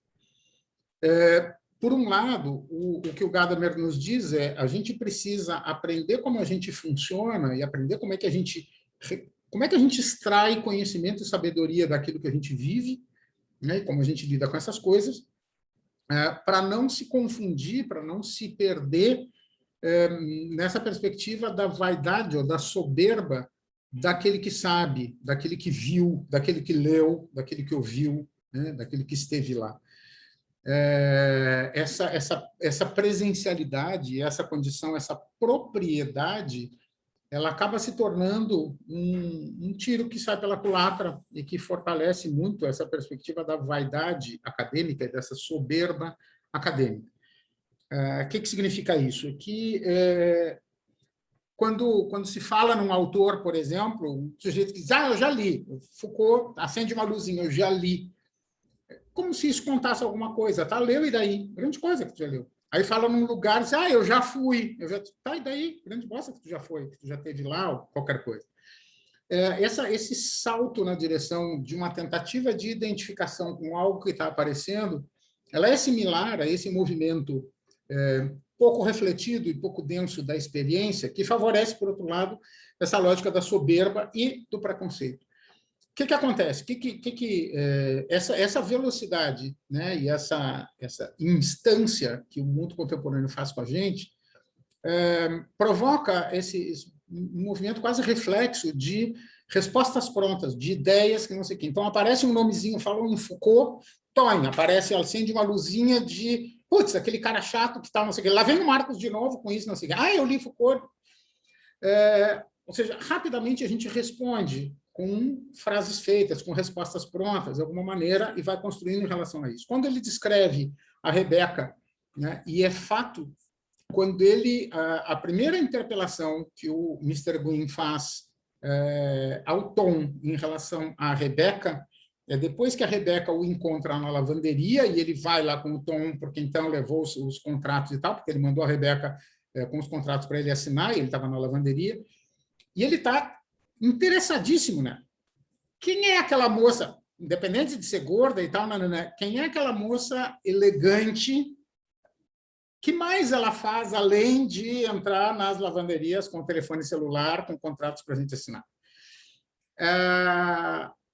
O nosso olho, ele recorta, porque ele vai fazer uma produção de sentido, exatamente por um efeito que não é a submissão do leitor ao texto que está sendo lido, mas uma composição das duas coisas. A produção de sentido, ou seja, o que vai saltar aos olhos, por que é diferente para um do que para outro? Muitas frases que vocês sublinharam são as mesmas, mas muitas são diferentes. Por quê? Porque a produção de sentido, o significado é o mesmo, o texto é o mesmo, ele tem a mesma objetividade. Mas ele tem um sentido diferente que resulta do arranjo que é produzido entre o texto e o leitor. E o leitor, neste momento, nesta circunstância, nesta fase da vida.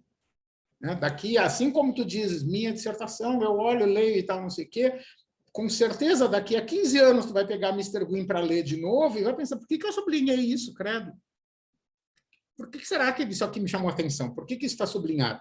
Então, o leitor que compõe com o texto é aquele leitor daquele momento, é aquele tu naquela instância que justamente destaca aquilo como uau, e, portanto, eu sublinho por efeito de uma coisa que o Gadamer chama de preconceito, que é uma atribuição de valor,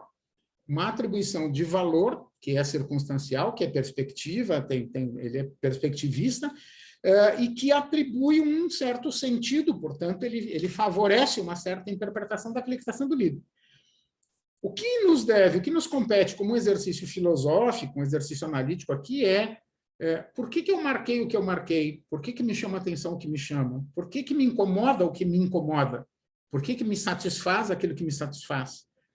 Por que me interessa isso que me interessa? Não é isso me interessa. Essa é a conclusão, beleza? Esse é o efeito de superfície. Ou que asco desse cara, o jeito que ele fala da Rebeca. Ponto. Esse é o efeito de superfície. Por que isso está te pegando?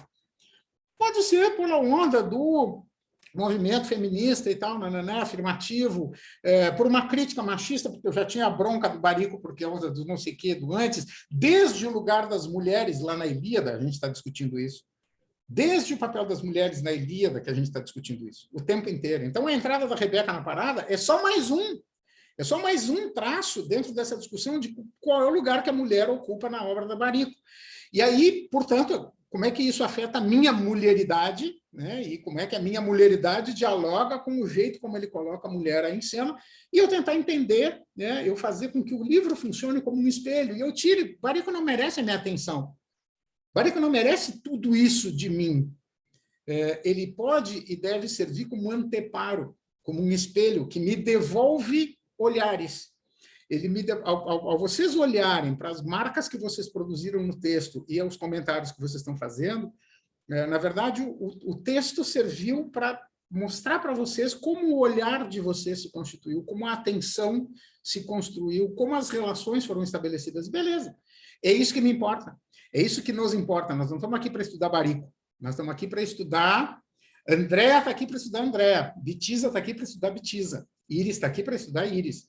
Carol está aqui para estudar Carol. Esse é o barato. Eu fico tirando... A gente usa alguns pretextos. Usa o Foucault e usa não sei o quê, mas, na verdade, me importa que vocês tomem o retorno da sua própria fala, da sua própria intervenção, da sua indignação. Não que não tenha valor, entendeu? Não que não valha ou que não importe o que tu pensa a respeito do Foucault ou do Benjamin. Importa, está valendo. Mas por que tu pensa o que tu pensa? Por que tu cola sempre nisso? Por que tu sempre te lembra do fulano e do Beltrano? Por que tu não te lembra de outros? Estou pensando, vamos lá, está na roda Carol, menina azul de hoje. Carol traz com recorrência o Benjamin, né? Porque uma coisa objetiva, ela está estudando Benjamin. Faz aí mais ou menos um mês que ela foi debruçada sobre o texto, a obra de arte, na época da sua reprodutividade técnica, e, portanto, isso está bastante presente. Mas não só. Assim como todas vocês, ela está lendo 400 outras coisas. Por que a recorrência é o Benjamin? Que lugar é esse? Não, mas o cara ele não é nada mais do que o que tu atribuis a ele. Ele ocupa o tamanho que tu dás a ele. Benjamin, Foucault, Bourdieu, quem quer que seja, a educação, La Roça, o Barico, quem quer que seja. Então, o Mr. Gwyn tem o tamanho que vocês quiserem que o Mr. Gwyn tenha. O Barico tem o tamanho que vocês quiserem que ele tenha. A Rebeca aí. Então, parar para olhar como é que o meu olhar se constitui e olhar para a experiência da leitura, esse exercício que nós estamos fazendo aqui agora, ele é muito nesse sentido. Me importa ouvir vocês e contrapor, não porque a gente vai chegar, já disse desde o começo, nós não pretendemos chegar aqui à verdade definitiva sobre, ou a interpretação definitiva do Mr. Gwyn. Mas coletando essas impressões, devolver para vocês, e nesse contraponto de parar, começa pensando assim, nossa, a Valesca pensou isso, por que será que a Valesca pensou isso? Nossa, tem coisa da Valesca, é bem assim, a Valesca sempre fala nisso. Ao pensar isso, tu também te posiciona em relação à Valesca. E aí, de novo, nós vamos lá para um texto que foi do Gadamer, justamente, que, aliás, foi conflito aqui, quando falava do tu, e depois virou ele, né? Que é quando é que o outro funciona como essa exterioridade constituinte, né? Algo que me constitui de fora para dentro, que me impõe desse jeito.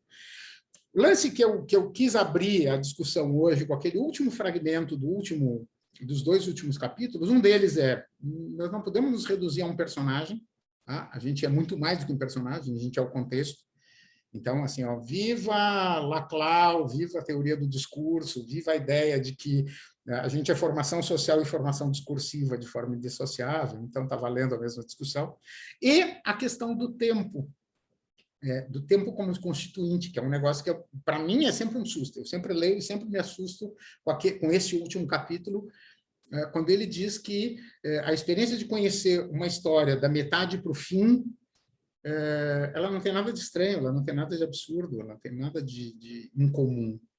A maioria das histórias a gente só conhece da metade para o fim. Uma relação amorosa, né? Tu conhece uma pessoa que se torna o amor da tua vida, teu marido, tua mulher, tua companheira, da metade para o fim.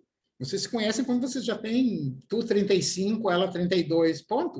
Os 30 e picos anos de trás não teve. A gente começa a ler os livros pela metade, tomando as existências como livros, como narrativas, a gente começa sempre do capítulo 8º para diante, do capítulo 14 em diante, do capítulo 35 em diante. Falta sempre o capítulo anterior. E não é porque não coincida, não, mas aquele meu coleguinha que eu ia no coleginho junto. Não, estamos falando de tomada de consciência. Não é porque eu existia, e eu casei com a guriazinha que morava na minha quadra, a gente tem a mesma idade, então não valeu. Não é disso que nós estamos falando. Mesmo nesse caso, a tomada de decisão e essa apropriação, essa conscientização do sujeito no campo da experiência, ela acontece num certo momento de maturidade, que é quando as coisas começam a ter sentido. Então, a produção de sentido vem dessa composição. Então, a mim, isso sempre assombra porque... Enfim, derruba a minha pretensão, a minha atitude mais ultra todo-poderoso, que sei tudo, que não sei, isso sempre me encolhe, isso sempre me achata, me tira os pedaços de antes, né? Então é meio curioso, assim. Mas, enfim, vamos lá, seguimos ainda trocando ideias. O que mais? Recorrências, impressões e retornos.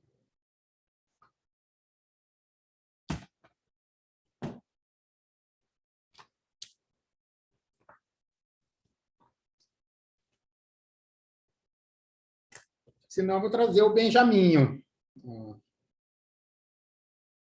Essa é a nossa próxima leitura. Esse aqui vai ser o nosso companheirinho pelas nossas próximas 2 semanas. A gente vai trabalhar com esse moço, que é o Walter Benjamin.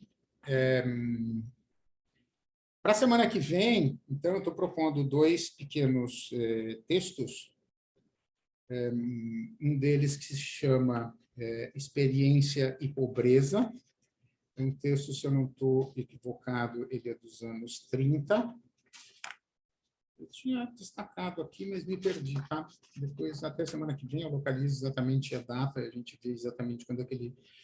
Mas, antes da leitura desse, tem um textinho menor, é um texto publicado numa revista, a revista Unfang, em 1913. É um pouquinho mais do que uma página, uma matériazinha de uma revista mesmo. E é um texto que eu acho com grande impacto. Ele não está nas obras escolhidas, não está nessa coleção da Brasiliense, ele está em outras publicações. Eu consegui uma outra tradução que achei boa. E é uma coisa que também assim, já começa dando uma patada na gente, um susto desses que a gente leva. Então, vou fazer um spoiler aqui para a gente pegar, para brincar. Ele começa dizendo isto: nossa luta por responsabilidade é travada com um mascarado. A máscara do adulto chama-se experiência. Ela é inexpressiva, impenetrável, é o sempre igual. Tudo já foi vivenciado por esse adulto. Juventude, ideais, esperanças, a mulher, tudo é ilusão. Frequentemente ficamos amedrontados ou amargurados. Talvez ele tenha razão. Como poderíamos respondê-lo? Ainda não experimentamos nada. Então, ele começa dando essa derrubada, e aí, quando ele fala sobre experiência, é um pequeno ensaio, né? E aí, isso que eu acho que é bacana desse texto dele não é uma teorização, não é um capítulo teórico, então, não, é um ensaio para a revista. Então, é um texto absolutamente incendiário, né? Ele despeja a gasolina e taca fogo e vira as costas e sai a passo, mas sobre essa ideia da experiência. E depois, na sequência, esse que é de 30 e pouco, que se chama Experiência e Pobreza. Tá? E aí um pouco essa perspectiva que ele vai trazer da ideia de atualidade ou de presente, né? Que também vai ser tão caro por Foucault mais tarde, que está muito forte dentro da filosofia desde o Kant, né? Que é pensar o próprio tempo. Como é que eu consigo pensar o próprio tempo? Como é que funciona essa coisa da experiência? E depois, para a semana seguinte, um texto, como eu falei, um texto bastante famoso dele, também está nessa coletânea, que se chama O Narrador. E aí sim, aí essa coisa da figura do narrador, o cara que se arroga, ou que exerce a prerrogativa, ou se arroga a prerrogativa, ou exerce a prerrogativa de conduzir uma narrativa, né? E aí, portanto, como aquele que sabe, né? Eu sou o que sabe. Acho que uma analogia possível para isso, quem quiser alçar voos mais altos, e aí já brincando, enfim, todas as conexões, mas tem um dos chamados livros da sabedoria, que estão no Antigo Testamento, supostamente atribuídos a Salomão, né? E tem 3 livros, que são os 3 livros de sabedoria, os 3 livros de Salomão. Um deles é a maravilhosa, espetacular Cântico dos Cânticos, que é uma das coisas mais lindas que se encontra nesse grande livro, e um outro que é maravilhoso, que é o Eclesiastes, né? Que é o que sabe, né? O Eclesiastes é o que sabe. E tem traduções fenomenais, dentre elas uma tradução do Haroldo de Campos, que eu já ofereci para vocês uma tradução em português da Ilíada, lá no começo do semestre, pelo Haroldo de Campos também, que é essa história de o que sabe. O narrador é o que sabe. O narrador numa narrativa, o narrador é aquele que sabe. É aquele que detém a prerrogativa da verdade, é aquele que detém a prerrogativa do conhecimento. Então, por um lado, do ponto de vista bem formal, a estratégia de vocês como autores de uma tese, de uma dissertação, e, portanto, narradores de uma aventura, de uma experiência de aprendizagem, de produção do conhecimento, vocês são o que sabe. Mas vocês só se estabelecerão como o que sabe, como, de fato, o sujeito que tem essa prerrogativa, se vocês souberem usar bem os recursos de construção da escrita. Não é simplesmente por ter esse lugar de narrador que o sujeito ganha de brinde a prerrogativa de poder. Não. Ele pode ser derrubado, ele frequentemente é derrubado. Ele é derrubado pela banca, ele é derrubado pelo leitor, para sempre. Vocês, quando leem os textos que vocês estão lendo, é porque não tem chance da gente mandar uma cartinha para o Gadamer. Tá? Mas as pedradas que a gente deu aqui no texto do Gadamer, ou para o Foucault, ó no céu, sessão, a gente chama aí, né, manda um recado para ele, mas as pedradas que a gente deu nele, vai lá no começo do semestre, aquele Paulo sobre espiritualidade que ele falava, ou a questão da experiência, ou a questão da leitura do próprio processo de subjetivação, quando a gente questiona o que o Foucault escreveu, a gente está assoprando a casinha dele, a gente está botando abaixo, a gente está dialogando com ele, numa tensão que se estabelece entre a verdade constituída objetivamente por ele, que é o autor, e os elementos de fabricação de sentido, de produção de sentido, trazidos por nós, que somos os leitores. Então, essa construção está para além do texto. Não é que o texto deixe falhas, mas ele dá margem, ele produz a condição de possibilidade para a gente produzir coisas para além dele. Via de regra, para além não significa a desconstituição do texto original. Às vezes, sim. E é por isso que o orientador de vocês é tão chato, é tão chata, né, que pega no pé, que torce, manda reescrever, manda refazer, porque a gente não pode deixar margem para que o leitor desconstitua aquilo que vocês tiverem escrito nas suas teses e suas dissertações. Então, a gente precisa se apropriar o fato da gente ter a nossa experiência vivida e pensada, formulada, construída como algo no nível do pensamento, não é suficiente. Ela precisa se transformar em palavra, ela precisa virar letra, ela tem que virar texto, e esse texto tem que ter consistência, né, e rigor, enfim, esses elementos todos. Então, no caso do Benjamin, a gente vai se aproximar bastante dessa ideia da experiência e da escrita da experiência, a narrativa da experiência. Tá? Um pouco essa coisa que é a linguagem da experiência que a gente está perseguindo o tempo todo. Então, Mr. Queen, ele funciona como qualquer um das peças com as quais a gente trabalhou, com a Ilíada, com o Seda, o Palomar e agora Mr. Queen, como um disparador que tem dois sentidos, duas funções, minimamente. Uma delas é essa captura de vocês, e aí levar nesse ponto, como a Bárbara disse, de ressaca, né? Terminar o fim de semana com ressaca literária, de ter lido e ter sido capturada, e a Valesca fica correndo atrás dos retratos, e a Santuza fica de cara porque não sabe quem será o décimo é quem e tal. Então, por um lado, isso, né? E, por outro lado, justamente porque a gente se confronta com essas coisas todas, o texto literário nos devolve para nós, né? Quem cai no teu colo quando tu fecha o livro, né? Depois que tu fecha o livro que tu leu, quem caiu no teu colo é tu mesmo. É tu mesmo que é devolvida para ti. Então, e aí é um outro nível de experiência. E é esse silêncio barulhento. São os macaquinhos no sótão, são as pulgas atrás da orelha, as minhocas na cabeça, que ficam maquinando. Essa maquinação, quando a gente fecha o livro e ela continua, é o que mais me importa do ponto de vista desse entendimento da experiência, né? E o que a gente faz com isso. Né? E acho que é um elemento muito rico, muito rico. Não silenciem essas vozes, muito ao contrário. Descubram um jeito de cultivar essas vozes, esse movimento todo, porque é daí que vem a riqueza da constituição dessa paisagem, né? Dessa cena que é cada um de nós, né? Com os seus bosques, os seus caminhos, as suas peregrinações e a sua volta para casa. Às vezes, quando a gente fecha o livro e continua cego pensando, é um pouco a volta para casa, né? A gente chega da rua cheio de compras, cheio de coisas e tal, a gente toma banho, lava as compras e tal, e tem que botar as coisas no lugar, tem que recompor a paisagem, né? E essa reentrada. Então, era isso que eu queria minimamente trazer. Não sei se alguém tem algum elemento ainda para a gente poder ir fechando.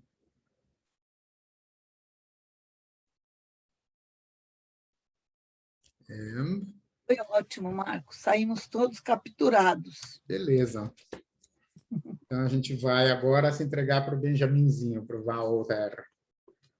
Walterzinho. Vamos lá, vamos ver. Uma leitura curiosa, ele é interessante, acho muito legal. Benjamin tem toda a história do pensamento crítico, da Escola de Frankfurt, tem todo um outro contexto, enfim. É uma escrita que carrega uma série de outros elementos aí na volta, né, que foi a vivência de todo o processo que foi vivido pela Escola de Frankfurt, de um modo geral, naquele movimento ali pré-Segunda Guerra e durante a Segunda Guerra. Alguns textos deles são bem anteriores, é por isso que eu vou, então, que a gente vai manejar com eles desse jeito. Tá? Mas são textinhos rápidos, são textos curtos, prometo que vai ser... Acho que não vai ser problemático para vocês fazer a leitura. Tá? Tchau, pessoal. Eu queria só comentar, se alguém tiver interesse, né, claro, ninguém tem que ter interesse, mas assim, que eu acho bem legal, tem um livro que é do Reis Mate, que é o Meia-Noite na História, que são as teses sobre o conceito de história do Walter Benjamin comentados pelo Reis Mate, que é filósofo espanhol, enfim. E eu acho muito interessante porque o primeiro capítulo, que é a introdução, ele já dá um apanhado do Benjamin, e eu acho interessante porque ele conta um pouco da história dele. Então, eu posso, de repente, compartilhar caso alguém tenha interesse, assim, a mais de saber. Socializa sim, Carol. Tu pode me mandar e eu posto lá na nossa página no Moodle e mando para o pessoal que não tem Moodle, eu mando também. Se tu tem o PDF, compartilha comigo, que aí depois eu passo para o grupo. Ótimo. Isso aí. Então tá. Então vamos. Então, bons dias. para todo mundo, boa semana. Qualquer coisa, escrevam, deem notícias. Ninguém solta a mão de ninguém. E vamos abrir o olho que os caras estão crescendo muito aí na sombra. Não tem outro espaço. Beijão. Beijo. Beijo, beijo.